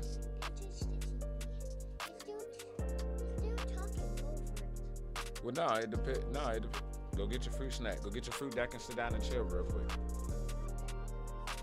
Okay, you should have a, oh damn, you can get Gatorade. Yeah, in the refrigerator. Appreciate it, bro. Let me see what I got here. Let me know if y'all see that, if y'all got that. While we waiting on them to do that, if they see that. I need explain this one to me, bro. Most impactful of the 20s. I don't feel like I'm answering that right. Oh no, actually, you know what? No, I lied, y'all. I got one more question after this. My bad. So yeah, I got one more after this. But yeah, like, what was that? And like, what did you mean as far as like, I don't know. Just ask the question because I know I'm not asking. So what rappers? So what rappers do you think are taking over the rap game in the 2020s? Like, so you had in the 90s, you had, you know, Biggie and Tupac and amongst others, right? And then in the 2000s, obviously, it was like 50, J, M, you had those guys. And then in the 2010s, you know, you can say Cole, Future, Drake, Kendrick. Who are those artists in the 2020s that like are stamping the decade? Is there any artist that is putting a stamp on the decade like that versus like, you know, the other decades like that? I don't see any. I think there's just a bunch of artists like that. You know what I'm saying? Like kind of like the NBA. I'm like, there's just a bunch of basketball players. There's nobody really dominating anything in any particular category or anything like that. Like who are the 50 Cents? Who are the Drakes, the Kendricks? Who are the Biggies and the Tupacs of this decade? And we're halfway through the decade. Right, because Kendrick wouldn't count because Kendrick was before the 2020s. Now, none of those guys count. They're right. I think for me, if you think about talking about the ones who made the impact, like the Biggies and them, and how how Jay-Z and all of them did the 2000s. I think for the 2020s, that one's trickier than it was back then because it was more stamped in. The ones who we can answer now, it's still like I feel like I could call that, but it's still early in their career and in their runs. One person, regardless whether you like his music or not, NBA Youngboy is gonna go down as a game changer. You know what I'm saying? Like folks will, just as far as the impact and stuff like that. I agree with that. Folks are gonna bring up NBA Youngboy. Me personally, I think that the UK is really stepping on shit more than folks over here. Like I think Ren should. That's an interesting take. I think Ren should be considered in that conversation if we're keeping the Kool Aid. I watch numbers and I see the numbers that some of his shit be doing and what other folks be doing, and his shit do got motion and the effect and things is there. But I think niggas like JID, you know what I'm saying, is somebody who, if motherfuckers really sit down and listen, who you could look at and be like, man, the 2020s. Like this nigga here is that. This nigga's it. I think. Can I stop you right there? I feel like there would need to be a shift in like how people are listening to music like that, because you mentioned him and you mentioned JID. I mean, sorry, NBA YoungBoy, and I think people that listen to NBA YoungBoy aren't particularly going to go listen to somebody like the likes of JID, because it's two different types of music. But Akeem Ali will do it to him though. Akeem Ali got enough of that crossover that he'll do it to him. I like that. So and with his rise and where he's going and how he's going up, Akeem Ali, bro, day by day, his status just keeps growing and growing. Where the people who you see him in like videos and clips and features and all of that, he's just working with more people. But if he ever gets to that point, like where like with like Kendrick and them, bro, he could be one of those ones where folks he like, can be a game damn, changer. You know what? Yeah, I feel like that. But I think that we see motherfuckers like, I don't mean to sound obnoxious or arrogant or nothing, a motherfucker like me could provide some answers. But I think if you asking overall, I think that is a good question that outside of like NBA YoungBoy and Ren, bro, I don't think there's any like just who really just solidified the 2020s and just is like that artist for it. Just like you wouldn't be, and I mean to say like unanimously, to where people would be like, because that's what it has to be. It has to be unanimously. You can unanimously. It's got to be a whole across the board. Yeah, you can say unanimously that Biggie and Pac and them had the 90s. You can say that M and 50 and J them had the 2000s and shit. You know what I mean? That's all I'm trying to say. You can say Kendrick and them had the aughts and Drake and Wayne and them. You know what I'm saying? You can say that they had that and did that in the 20. Who? Because there's no monoculture no more. You said that the question that we're asking or what we're trying to frame is dead because there's no monoculture. All the times y'all talk about, used to be a central radio list or something that people all kind of knew or came for. The reason everybody knows Snake Legs is because it was on the same radio station nationwide. Okay. Now, playlist and everybody having their own individual set list that they can listen to whatever. Yeah. We're not gonna have that no more. That's just kind of. You know what? I think the question could still be answered. What you saying is what's contributing to the problem why we can't answer it no more. If that's what you're saying. If that's why it can't be answered, because I won't be aware of it, but the kids today have somebody for the past 5 years that they've been running around listening to. But it's amongst their age range, and their algorithm ain't the same as your algorithm, so it's not gonna look the same. You see what I'm saying? yeah, and I'm not listening to the radio like that, so I can't tell you what they listen to. I mean, yeah, but that's the No, that's what's gonna make it hard. Yeah, I don't like that we still can't still have like just legit people to just point to. We're 6 years into the 20s and we got nobody to point to. That's what I'm saying. But homie is right though, as far as to the why we can and why that's gonna be hard to do now in this day and age because of playlists and algorithms and stuff like that, and people, you know what I'm saying, and just the way people move. You know what I'm saying? Like it's gonna be real hard to just lock in and be like, hey, this is just that one motherfucker. Like the most recent person who just came and took over shit like that was the Kendrick craze. But again, Kendrick ain't 2020s. You know what I'm saying? No. You're gonna have to have somebody. And the answer to that, I think more of the OGs and the people that adapted the 1010s. You said. Hold on, bring that back. What'd you say about the 1010s? No, I was gonna say, I mean, to answer that question a little bit, I think the people that are running that are still the OGs and probably the people from the 2010s that are really still the big names in the 2020s. You know what I'm saying? I think the OGs are coming out putting more timeless music and rap out there. Yes, the people who we could name would still come from the 10s, like your Gates, your Kendricks. You know what I'm saying? Certain names like that. I mean, deeper than Kendrick, Drake, and Cole, like you said, like the like a Future. You know what I'm saying? Like Kevin Gates, like all the guys that were probably the B-listers in the big three debate. You can now say that they're running the 20s. Rick Ross, because it ain't the young dudes. You know what I'm saying? Niggas talking about Rick. Niggas look at Rick Ross and shit and just like so. There's just certain people now who, like you say, used to be B-list niggas. They're now the A-list motherfuckers, but it just, some of us may not call some of them niggas A-listers in our own book, but that's just cause. Right. I just feel like they're putting out more music and better sounding music in the 20s than your young guys. Cause remember, there used to be a time where they used to say hip hop was a young man's game, and now it seems like people are reverting back to listening to more of the mature artists and more seasoned artists, and that's been something I feel like has never been seen before. Yeah, and then you know what I think that is? They actually realized that we were right in what we were talking about when it came to longevity. They realized that they can't tell you now. While you say they got the artists that they love, who they listened to from 5 years ago, a lot of people can't tell you a lot of the shit that was hot 5-10 years ago and what they was banging. They'll give you their favorite artists and stuff, but you said that women, yeah, but women, come on, women are. But I'm just saying, you talking about what the names are? Yeah. Like since 2020. Yo, tell homie to get a mic. I need to hear what he's saying too. Hold on, he said he's saying like yeah, you know what I'm saying, school closer. He's saying that a lot of the people who we could name really, you could probably start naming dudes if you want to start naming 2020s like the Meg Thee Stallions and the Cardis and them. You know what I'm saying? Yeah, the females is taking over the 2020s. That's right. Like that, Yeah, like honestly, yeah. you could probably, He's you not would probably be able to say the 2020s is where niggas probably actually had to move It's out the females. way and ain't done enough yet. Yeah, but the females dominating. have. That's a because fact. I see Ice Spice getting Dunkin' Donuts commercials and shit. But, hey, All we the ain't sponsors, asking all if the we like the all music the or not. tours. We asking about the impact Yeah. and the following and the culture and shit. And Cardi the B female them takeover. isn't it? So, but what was you? That was basically what I was gonna say, because you got the Travis Scotts, you got like that's like, if you go in 2020, you would start COVID era, right? Right. And that's Yep, really yep.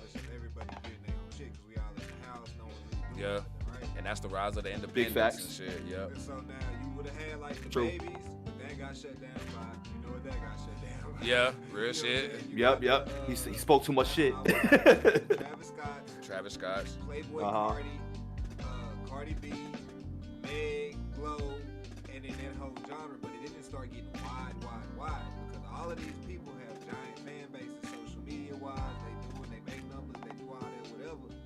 So But now You you are got not your lying. Shiesties and your everybody's who, Finesse. yeah, motherfucking. who are you Oh, actually Dolph. listening to? Dolph is one. Young Yeah, Dolph was is holding what- it down Dolph for a is little what- bit too. But That's I a think fact. that would also count what we were saying. OGs who just transitioned into the 2020s though, too, though, right? And that, but that's how the 90s. I think I'm agreeing with your man's point on it being female takeover too. Like you naming those female artists like that, those are the ones impacting. He agreed with you with the females too, with the female artists there. At the, like, bro, no, Yep. it's Those them, are the bro. stars. Like Women the took big that three over. right now. If there's a big three in the 20s, speaking to your man's point, it'd probably be Meg, Glow, and Cardi. And Cardi, yeah. Meg, Glow, and Cardi. And if you want to talk about impact, Cardi don't even drop like that and still got impact. That's what I'm saying. She just dropped her second album, and not to mention during that drought when she wasn't doing nothing, she hosted SummerSlam. But let me put a hot take out there for you too in regards to the female MCs that are being popularized. Their talent really isn't as good as like you would think if you want to compare them to other female MCs. So it's like the agenda and like what's targeted for the music is more about the content of ass shaking, the sexual innuendos. You know what I'm saying? It's like I think she's more like a Little Kim. There are more Little Kims out here. Yes and no. I think yes, you're right. You're right. You're absolutely right. I also think there's elements to others.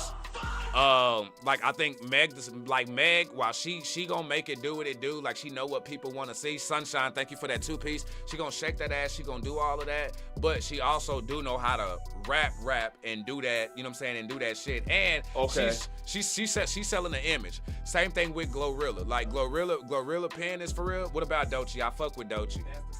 I don't really bang with Doechii like that. Doechii don't do it for me.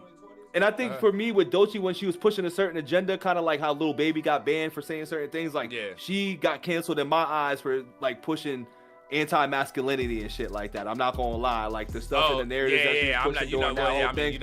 I wasn't feeling that. I ain't gonna lie, I wasn't with that. You know what I'm saying? Especially as like a young black female and stuff like that. Like there was, I was like, I'm off put with that. Nah, I feel you on that. But I think like bro, like that impact is just like real because again, if I go to the UK, man, it's for real. And this is Doechii? No, I'm talking. I'm switching now. I'm just talking about like like women artists, like women artists. Like I feel like Little Sim's impact is just like it's just those people who are nice. Just the world hasn't discovered them yet. Like it pisses me off that the world ain't on the Tierra whack like that. Like she is, The algorithms didn't hit and shit. yeah, like bro, cause she's nice, but like Glorilla and Meg, they gonna sell you the sex, yes, but like they are like their pen is also nice as well. I look at Meg and Glorilla the same way Trish Stratus was back in the day with wrestling. She gonna come in, she gonna look sexy and do all that stuff, get your attention, but once they got your attention, now it's watch me work. You know what I'm saying? And look at what I can do and what I can do kind of thing. But I do fit what I am gonna side with, just like we call out the agendas that get pushed with pushing dope and, you know what I'm saying, pushing the negativity and stuff like that. They pushing box. Yeah. They pushing WAP. Yes. I'm also gonna call, like, I don't want to see women only push pussy and that either, because then now you're sitting here saying you don't want people box to at that point. look and make assumptions and do all of this, yet it's okay to sell that and do that. If we want to really change the image and the way things are done, we got to do it as a whole. Just like when, like, I know at least for me, when my mama was telling me don't call a woman a bitch and stuff like that, guess what my mama wasn't doing? Calling a woman a bitch unless she really didn't like that bitch and it was all hands on deck. You was leading by example. Like, exactly. Same thing with the men that was around. You know what I'm saying? My pawpaw and stuff, the same stuff. I ain't never seen my pawpaw put hands on a woman, bro. Like, Me for neither. real. I ain't never said, and the only time I done heard him call them out their name is when, hey, respect is respect. You call somebody out their name and get disrespectful, then that's just what. What the heck happened right here? Is there something? Oh no, I'm tripping. My bad. No, I'm tripping. But you good, yeah. you good. And then but I'm with what you're saying though. We can't just tell people, oh no, don't do this, don't look at things this way, and then try to push it at the same time. I can't be like, hey, you know what I'm saying? Don't look at me like a gangster and treat me like a gangster, but the only thing that I push in front of your face is gangster shit. And pushing is gangster shit. Exactly. And that's my thing. And back to the females, right? Like, until these female artists give me a Love Is Blind, a UNITY, you know what I'm saying? Until they give me a Roughneck or something, you know what I'm saying? Like, until you give me something, I feel like they are in that same box of they're in the Little Kim box. Like most female MCs that are getting popularized and getting put out there, they're stuck in this Little Kim box. If it ain't about WAP, nasty stuff, like, you know, and like, once again, I love the nasty shit, but I'm just saying, as far as what we consuming, like, if it ain't about that, then it seems like female artists don't get pushed, at least in America. Because if you notice, Glorilla, is it Glorilla or Gorilla? I forget. Yeah, Glorilla. She changed her whole look. She used to look different. You know what I'm saying? And she changed her whole look because she's about to get sexualized. She's about to do sexualized type of music and shit. Like, but when she was rough and had the rough around the edges, look, I was fucking with rough around the edges Glorilla. I ain't gonna lie. The dolled up version, I know the music's gonna be different. And I know there's gonna be a different angle because that's what is popular in the female genre right now, which sucks because none of them are giving you a Love Is Blind. None of them is giving you that pain from a female's perspective music. It's bad. Right. It's bad bitch music. It's baddie music. You know what I'm saying? Right. Like, and I want more Queen of that Herbies natural and shit. The Sophie Hunters and them, like that. These names that we bring in, like the Rhapsodies and all of that shit, they should be getting pushed in front of people's face just as much as that other shit. And they don't do that over here in the States. You go everywhere else. No. And people wonder why, like, bro, why do y'all be showing the UK and them so much love, bro? Because they actually respect it over there. In other spots that you But you know what's crazy? the motherfuckers The is female getting artists said that they don't. What's up? The female artists, like Layla Sher's, like, it was crazy how the American shows more love to these female artists out here. So I think it's the same type of thing too. Like, they not appreciating the raps that the female artists are doing over the UK. And that's only because they from there. That's only because they from there, and it's that bullshit. I can hear that. I can dig that. Because motherfuckers when motherfuckers hear shit from over here in the States, bro, they be treating that shit. You could have 600 followers, and they'll treat your shit like they done heard Jay-Z or something. You know what I'm saying? Just because it came from the States. And then us, I done had sippers pull up motherfuckers from the UK who got 2,000 followers, something less than that, and I'm up in here going crazy because I'm wild the fuck out. Like, yo, this motherfucker from Asia or the UK or somewhere know about this culture and what we do, but it's blacking out on it. You know what I'm saying? Like, going crazy on it. And I fucks with that. And but the thing is that the push is there though. But hey, at the end of the day, independent is winning, and as long as we keep listening, then we'll be in. But yeah, bro, I think the independent is helping everything right now, and independent is now the new mainstream. You know what I'm saying? That's really what it is. Like the independence is really running shit. Sunshine got a question here, but give me 1 sec. I gotta grab something. Yep.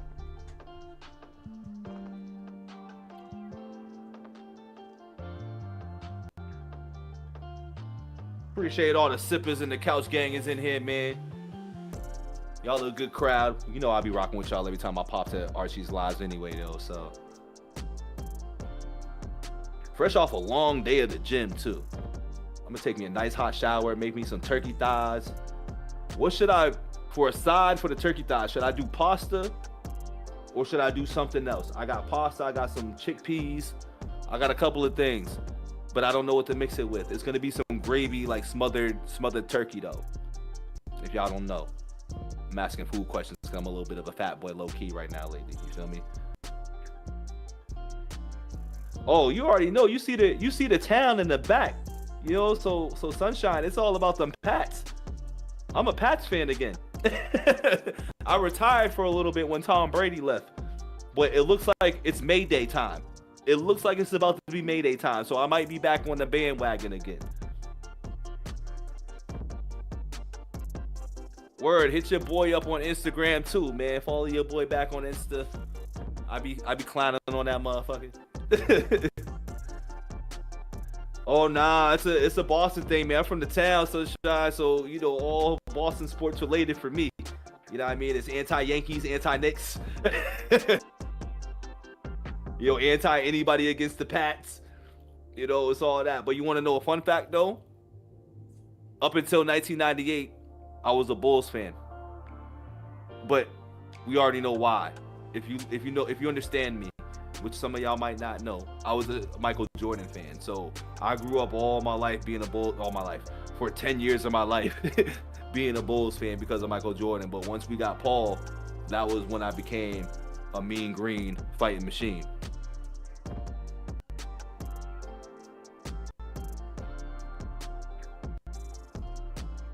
What's some new music that I should listen to on the channel too? Anybody out there listening, you know, while we wait? Should there be some new artists that I should add to the channel? Somebody y'all should put me on to? Let me know. I like new jams. I'm on Sleep Token right now. Y'all can thank Archie for the Sleep Token because I got put on through Archie.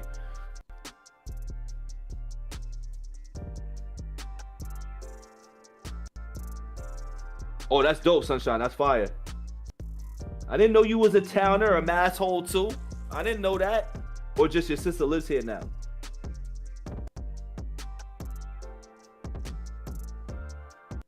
Where in Boston sis live at?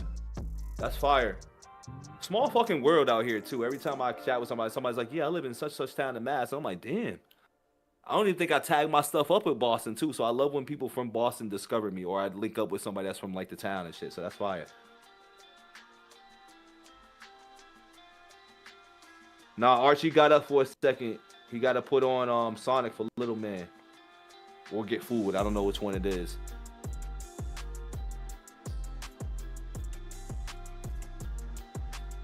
So you got my mug over here. You got my ugly face on the camera right now. You know what I'm saying? You got to deal with me for a few minutes. Michelle.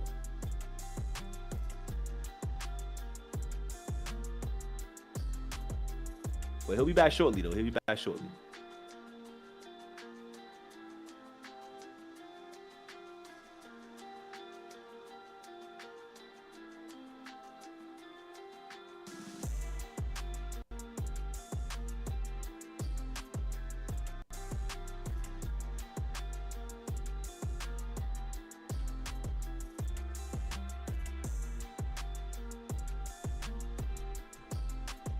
I had to get that boy right, man. He was not having it. Oh yeah, he was like, nah, man, I need attention today. He better stop playing. Went ahead and got me some damn grapes. I see the waves spinning, brother. I see your waves are spinning. You surfing today? Yeah, man. I see you surfing, my nigga. I remember the surf days, man. Oh yeah, I saw them pics on your progression and shit. How you went from nothing and then had hair, started doing the dread growth and stuff like that. Went through the whole process and shit. Yeah. Went through the sponge shit, everything, dog. Yeah, I did it all, man. I think I even asked you that Journey the first time crazy. you was on. You know what I'm saying? Did you have like the... Yep. You Did did. you like the fake shit in, or did you actually go through the hard process of getting your Nope, shit? I And went bro was through like, it. nah, I went through that shit. I went through it, dog. The only thing that made me change up, I went crochet, so they can stay locked in. That's the only thing I did was crochet my shit. I didn't go through the whole retwist, wash out, and then have a little fro and shit. Like I said, fuck that. I was like, let them stay in, cause I'm keeping this shit. I'm dedicated. So just crochet me, crochet them in so they locked in. They don't go out. Just puffing. That's it. I fuck with it, bro. Now Sunshine said, Word. he said, I know I asked this question with Jay, but post club, night out, 3 a.m. and you drunk, high, favorite late night meal, what when you starving? I got two. You know what I'm saying? Cause I used to do this a lot, so this is easy. It used to be IHOP. It used to be IHOP, or we had this spot down in where I was from. It's called New York Pizza. So on the late night, it would either be IHOP or New York Pizza, where you getting wings and a big ass slice for like $10, and then you be smacking. That's drunk meal, and it's let out time too. So like everybody's there. You get the best of both worlds. You get the shorties, and you get some bomb food, and you might bring something back home. Damn. Man, that sounds So like you a win in vibe, all bro. aspects. Pizza and some wings. Yeah, and that shit used to be hell popping. yeah. Yeah, nigga. Okay. Damn, man. I like barbecue, bro. Some barbecue and smoked. You know what I'm saying? If not, I ain't gonna lie, I'm pulling. Well, you in Texas though, my nigga, so it's different. You know what I'm saying? Yeah. I miss those. Like, we don't got that up here. It's like, and if not that, it's either like, shit, nigga, we gonna hit like Jack in the Box or Whataburger. Okay. I fuck with Jack in the Box. I went to Cali and had that shit's fire. Or we got a few spots like Fuel City, or whatever like that, and other places who got like there are known spots where you can go get the fucking tacos. Where you can go get the tacos, and I'm telling you, outside the spot when you fucked up, afterwards, we'll get you some of them Fuel City tacos and shit, you gonna be lit. And there's a certain location. Just cause it say Fuel City tacos don't mean pull the fuck over. Which location? Which location am I talking about? Look, it don't even matter about the location.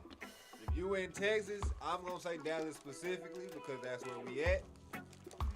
If it's open in a gas station, that's where you want to go. I don't care if you can't speak with them; they can. Gas station eats? because you got money.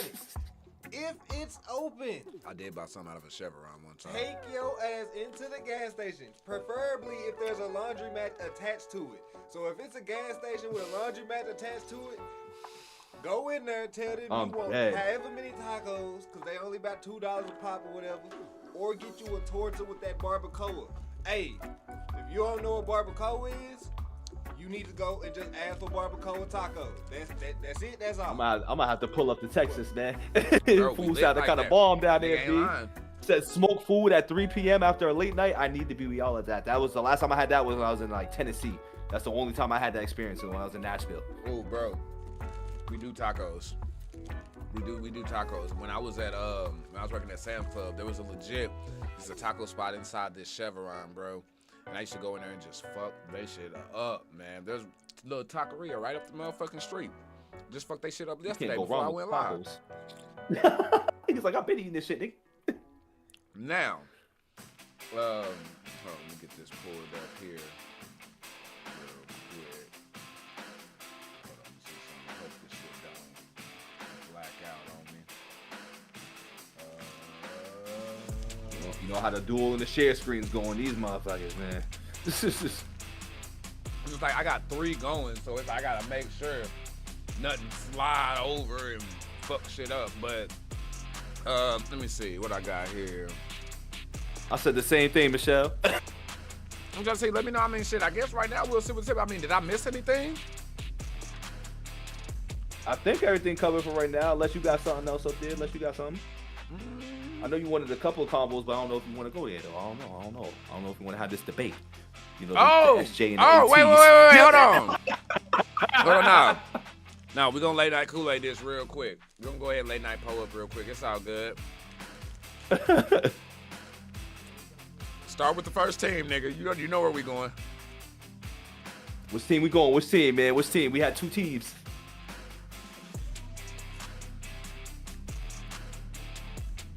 Start with White and Star. White and Star. Okay. What you want me to go? Where you want to go? Star? Because it's all about them stars, but the Whites is winning. The Whites is winning, man. The Whites is Damn, washing the do stars. you got the roster? I can pull up the roster for you right now. Absolutely, my brother. Yes, sir. Just want to make sure I give a well thought out response. We got you in just a second. There we go.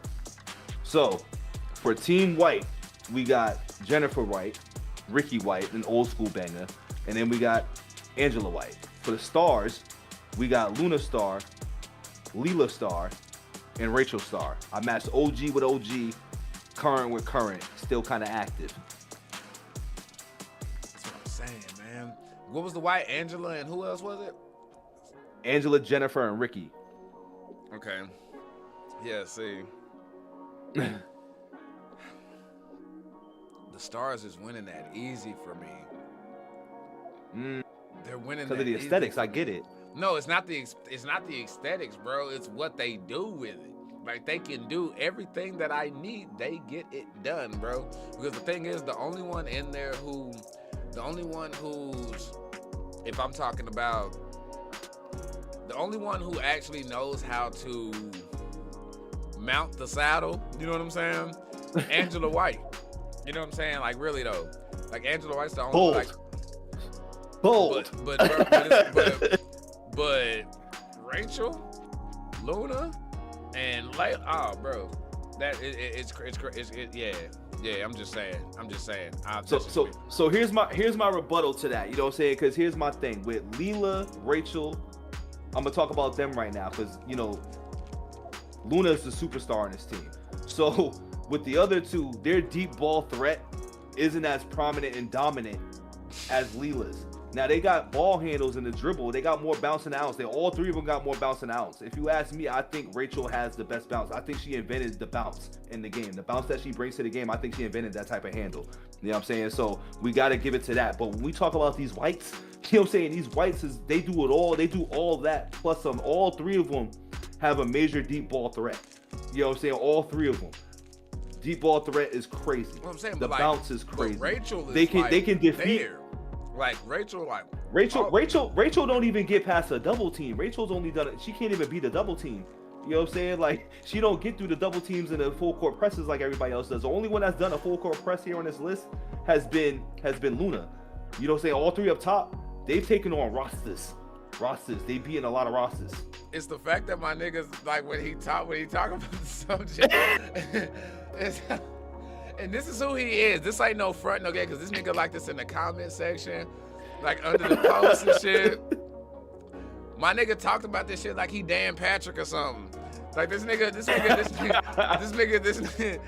is fucking Kirk Herbstreit and shit. This nigga is we talking about game Kevin Harlan and man. shit. But this nigga out here, this nigga like, who the fuck brought who my nigga on? Who goddamn Kenny and Kenny Smith. This nigga on here, Kenny and Ernie. Yeah, this nigga went full TNT and shit. Like, really, he's like, come on, double teams and full court presses and shit. Loose ball fouls and shit. This nigga wild, bro. This nigga hell, dog. Like, bro. I ain't new to this. I'm true to this. Bro. Bro, for me, I think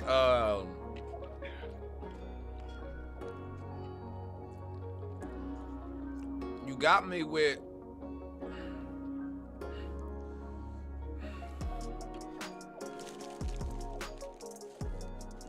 I hear you on Rachel, bro.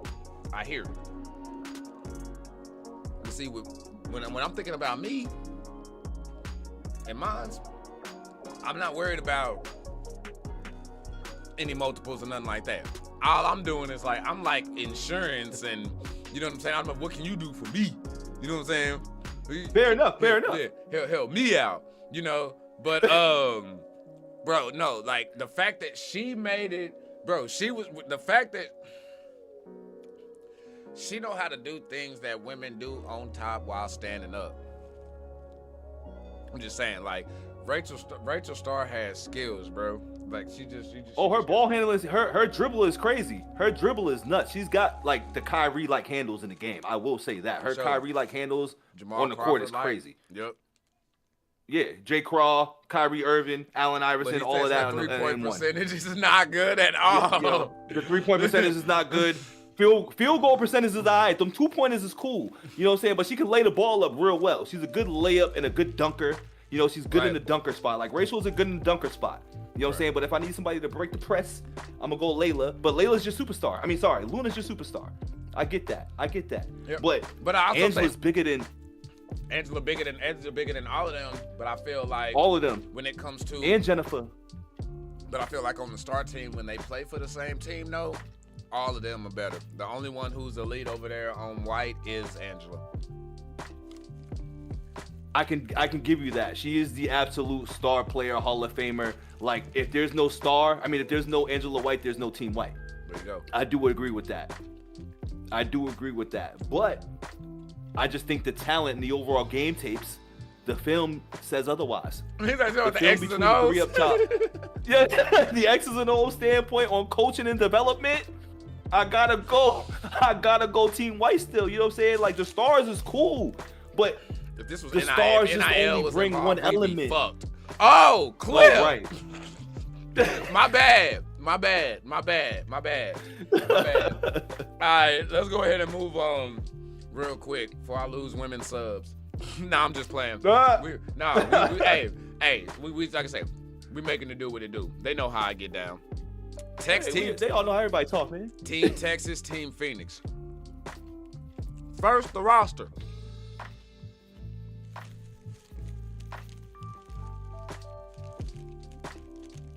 Oh, you want me to go? My fault. You want me to go? Yeah. Wait on the roster. Yeah. Oh, all right. My bad. So, Bro was like,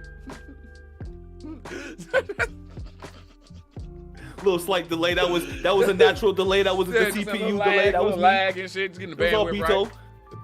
Bito's mental lag.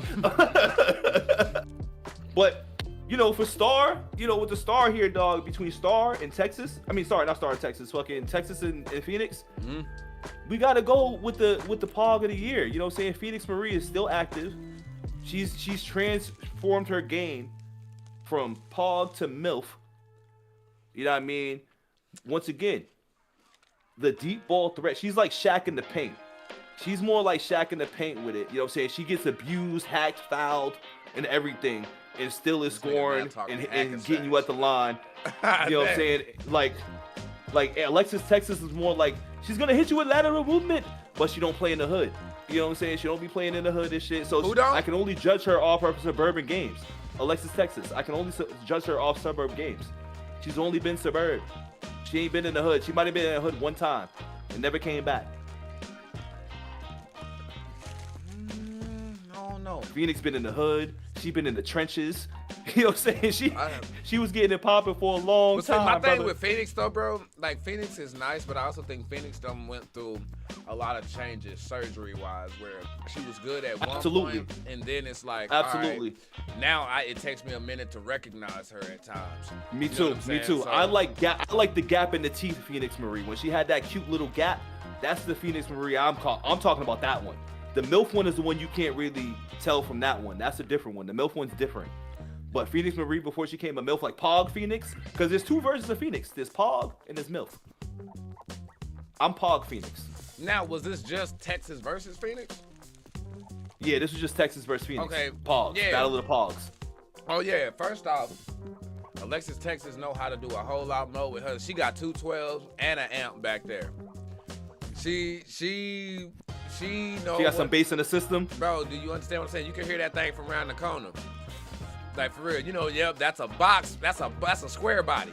I think her speaker system is overrated.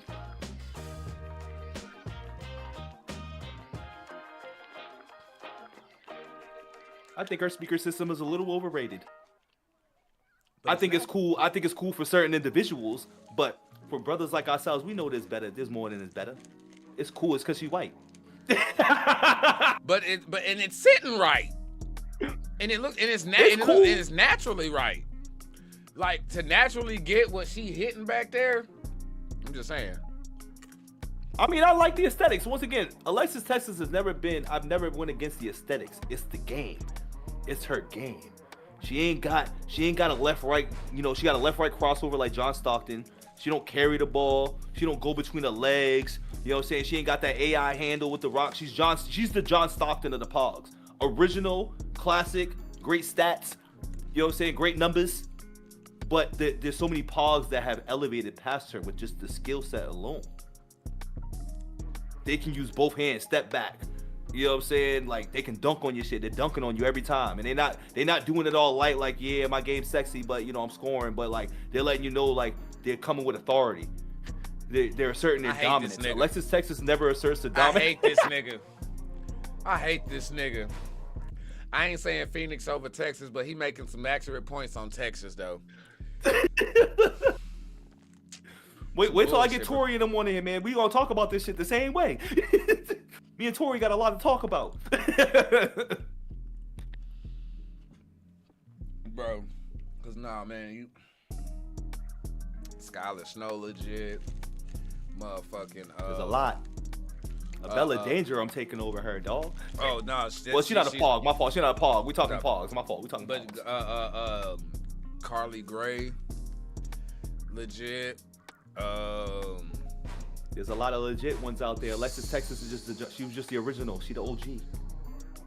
That's all. OG of the game. Very overrated. She John Stockton, B. I'm standing on it. Oh, she the John Stockton of the league. And then don't forget about motherfucking shit. Oh man, what's her damn name?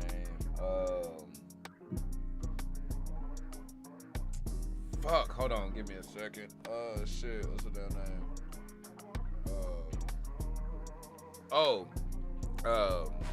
Aurora. Aurora Snow? No. Blonde. Shit. No, Allura Jensen. My bad. Allura Jensen. Yeah.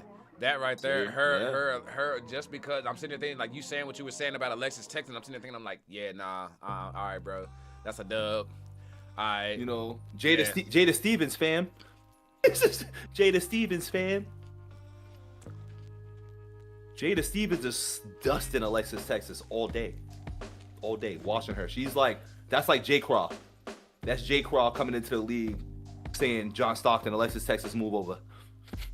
There's a new sheriff in town. Miss Trigger happy. Yo, just saying. There's a lot of people taking over the game. Alexis is cool. She's cool. But I think for me, it's also not coming to the hood, dog. You're not playing in the hood leagues. If you don't play in the hood leagues, you can't be the all-time great. You got to go in the best of both worlds. You got to dominate in your league, and you got to dominate in the hood.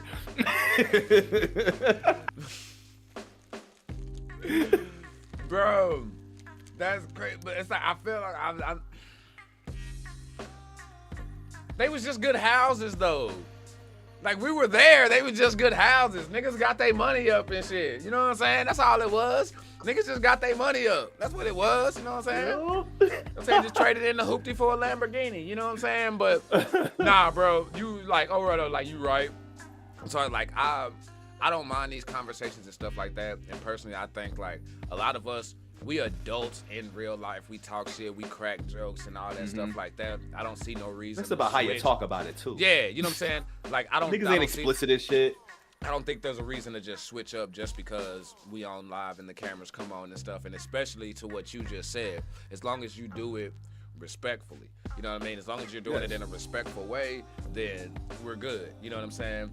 But yeah, nah, bro, I'm all fucking for it, man. But sippers, if y'all got anything, let us know. I don't see anything up right now, but nah, man, bro, I appreciate you coming on and sipping, bro. Like, this shit was a whole motherfucking vibe, bro. Glad we could get it in, you know what I'm saying? Because it's the first always of the is, month. Dog. Yes, sir. Before you even close out, let me ask you since we were kind of on this topic, it's not anything going into that, but let me ask you, do you think there's a difference over people that content create and talk about porn stars, you know what I'm saying, or adult entertainers, OnlyFans girls, IG models, Do you feel like there's a difference between any of those? Me personally, I don't think there's a difference between any of them. Only thing that's different is that the adult entertainers or adult stars, they get off on film, but people somehow frown upon people that fantasize or drool over corn stars or adult entertainers, but prop up dudes that are trying to get the Insta baddie or the OF model or anything else, when it's all the same to me.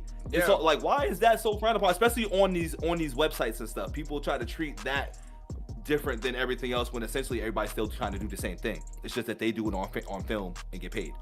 Yeah, that's what it is, bro. It's the higher than, you know what I'm saying, part of it. True. And then I think there's, for some, if someone was to tell me because of beliefs and modesty and stuff like that, then that's where I'm like, okay, got you. But if you're if you're sitting there judging certain actions and things like that, trying to get real technical with it, when you know what you just did, if that shit was to be like out there on cam, you really wouldn't be able to say much. Stop acting like a prude and shit in public and shit just because you're in front of everybody acting like, oh, no, it's like, nah, you know you just tooted that ass up not too long ago. Shut up. Like, that, I mean, like, you know you like that Instagram girl's picture too. Like, even as simple as that, you know you wouldn't like that Instagram picture. You know you shared that picture with your boys in the DMs and shit. Right, like, bro. And like motherfuckers will sit there and talk all this shit and everything like that when it's like, bro, you know, like you say, you know you like pictures. You know what I'm saying? You know you sitting there real quick to drop the follows and shit. It's like it happens, but it's like you don't have to lie to kick it or try to perpetrate and like just being in front of folks. You know what I'm saying? And shit. And I think that, like you say, there are some discussions that need to be had that are serious, but then there's also certain like lighthearted discussions like this that you can have as well. You know what I mean? Right. Now on certain platforms, because my channel here, honestly, my channel is a 18 and up like channel and platform. Same here. Like I don't, I'm not now. Granted, look, if a 16-year-old or somebody's parents let them watch my shit, that's with they fucking household and they made that decision or whatever. I'm not catering my shit to Dr. McStuffins now. You know what I'm saying? Facts. I'm just saying. So if I'm marketing to grown people, then I'm gonna have grown folk discussions. You know what I mean? To go along exactly. with that. I'm not gonna let the internet treat me like the internet's my parent and shit. You know what I'm saying? Or make you be a one-trick pony and do things that make people feel comfortable. Yeah, like, you know what I'm saying? Like, I 100% agree with that. Like I'm gonna do me, what I like, what makes me feel comfortable, and what I, you know what I'm saying? But at the same time, I'm also, whatever I do, and I stress it so much, but they probably tired of hearing me say it, but I'm always big on respect. Now I know the way I know I'm very direct. You know what I'm saying? Like I'm very direct when I talk. So sometimes that can be confused because I'm direct and passionate when I talk. But the thing is though, is if you've heard me get pissed off, upset, and disrespectful, then you'll know the difference when I'm talking that, bro, like I'm just talking and shooting my shit, but like it's always respect with me because I don't never want to talk to somebody or come off a certain way that I wouldn't appreciate somebody doing the same thing. Like I ain't, if I say something to you a certain way and that shit make you feel a certain way, I wouldn't want a motherfucker talking to me like that either. Now, if you just being soft and in your motherfucking feelings on some shit, then I'll let you know. Like pull your skirt down, dog. Yeah, like. you know what I'm saying? Right. But at the same time, I'm not just gonna be sitting here and going all in on you, and then when it's me, it's a problem, and we got a lot of that. It's a lot of folks out there who they can talk they shit, they can pop they shit, they can get all they want, but the second you say something to them, now they a bitch now. Now it's nah. If you gonna pop your shit and talk your shit, you gotta be able to take it as well. I don't care about all the reasons and excuses and everything like that. Otherwise, then maybe some people just need to be quiet.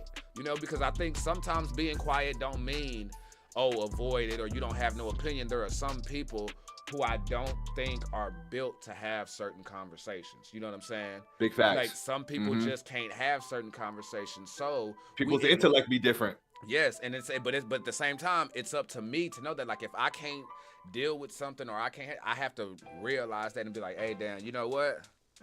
When it comes to this, I don't really handle that well. So I'm gonna just go ahead and leave that alone. You know what I'm saying? Just go ahead and leave that where it's at. Nothing. I ain't got nothing. And Yeah, bro. That just one of them things. But I appreciate all of y'all coming through and sipping and shout out to the enjoying. sippers. Yeah, man, because like this was legit, and I think even yesterday, you know what I'm saying? Like throughout the whole live, there was so much like real talk going on and like funny moments and stuff like that. And I appreciate that because I ain't lose no subs. Folks still here. Folks still rocking with me. And I think it's because it's that genuine and that truth, dog. But bro, like for you, man, like again, appreciate you for coming through, taking time. I know since the last time you was on, you done crossed that 10K mark. You know what I'm saying? And matter of fact, I think when last time you came on, you were at about where I am now. You know what I'm saying? I think I was around like 7 or 8, pushing the 8. Yeah, you know what I'm saying? Coming up close and shit. And so like, bro, congratulations and props on just, you know what I'm saying, the constant rise and doing what you're doing. Appreciate this, you know what I'm saying? Like all the behind the scenes shit. James, I see you sipping, man. What's good with you? James Whittle say, what's up, What up, bro? J Dubs? What up, baby? Like, and like even the behind the scenes shit, bro, because I don't know if this happens enough, but I want to make sure that it does.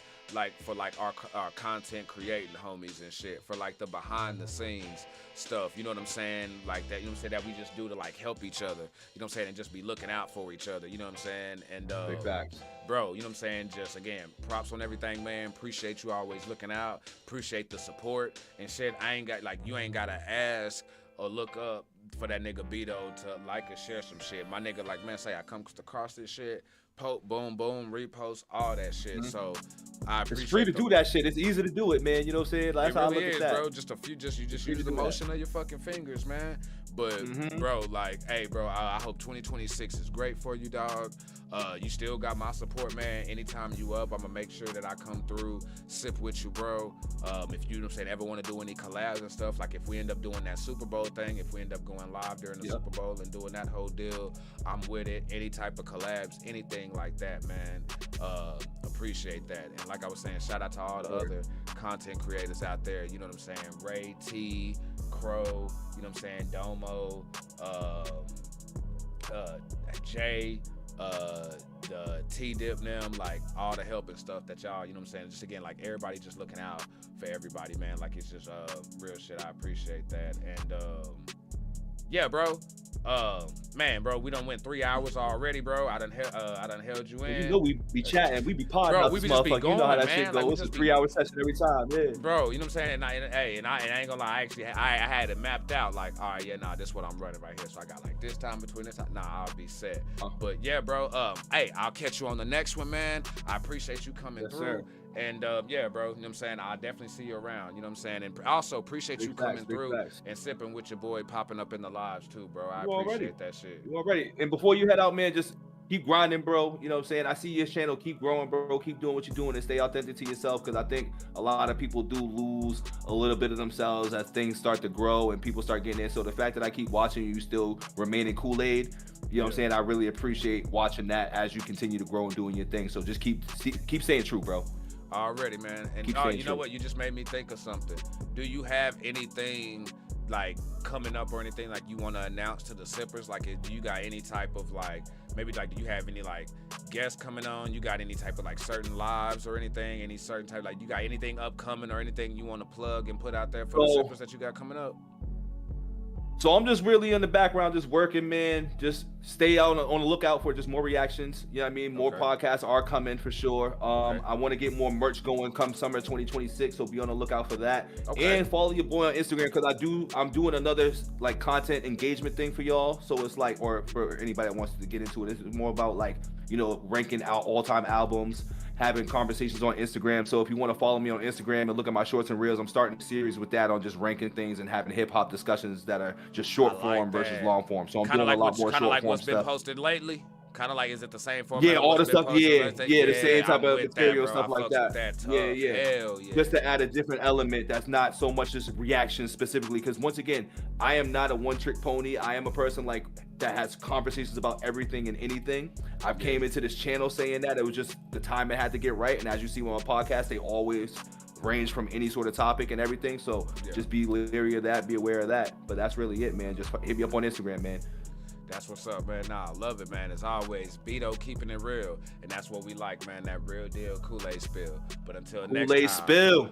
Yes, sir. We're going to keep them up, man. Word. And hey, we'll catch y'all on the next one. Y'all stay up and keep them cups up. If you like it, hype it. If we did it, clip it. Because the Kool Aid so good, even a diabetic could drink it. We out. You already know. How Archie read at Drink the Kool Aid. This is no figmentation of your imagination. This is in That was fact a good Jack, one, exactly dog. who I think you're thinking. Hell I think yeah, you bro. think it Nah, is. I That's fucks right, with that. Daddy. That was a good one. Dude, That shit was love super solid, man. hippest cat in the land. Uh-huh. Not only You know, do have you done the love, collabs yet, too, do by the way? love, On when but you know you are can the collab with best lives and do stuff like commentator that to too. Have you never tried that hit yet? I haven't I've WWE, seen so it I'm there. shouting Bro, out, like, drink the anytime I Kool-Aid sent it and the through, folks on sippers. the other end Oh, haven't necessarily have accepted them. mercy. So I'm always What's up, down. Haven't peeped guys? it yet? This is Nah, Tori don't Wilson. know. You gotta let them know Kool-Aid too. I don't so think it gives you a notification sometimes. diabetic control. Yeah, I think it's like you gotta That's send the what I'm link or talking something about. like that to do And some guess weird what? shit. I don't know. Yeah, If yeah. you ain't But You gotta do some sippin', extra shit. you're tripping. Yeah, it's like it's Shout out to hella Archie weird. Red and But the Kool-Aid Man. even then, just Well, with shout out collabs, to Archie bro, Red, I the wanna do like Kool-Aid Man, collab okay? reactions And and the all types Sipper. of shit. You know what I'm saying? Like, Keep on damn, bro, sipping, like I or got you some be like tripping. ideas. Like I think it's like, Let me hey man, guess. it's like there's some shit that I feel like it'd be dope to have some of us, you know what I'm saying, like reacting to this shit. You know what I'm saying? Mhm. Like It's kind of like a lot of people trying to do like a round table reaction. I know you're like the third person that I spoke with and potted with too that has that similar idea, like a pods round, or not a pod, a reaction round table. yeah, man, because it's just, and Yeah. again, like it has to be done, right. But I definitely think it's something that got legs. We just got to put socks and shoes on that bitch. For sure. Big facts. I'm down for that. You know, listen, man, you know me, man. I'm always down to work with new ideas, collab, and do all that shit, man. You know, I'm pretty open for that because at the end of the day, it's about building the platform and building a brand. And the more you do that is with collaborations and shit too. So I'm all for that, dog.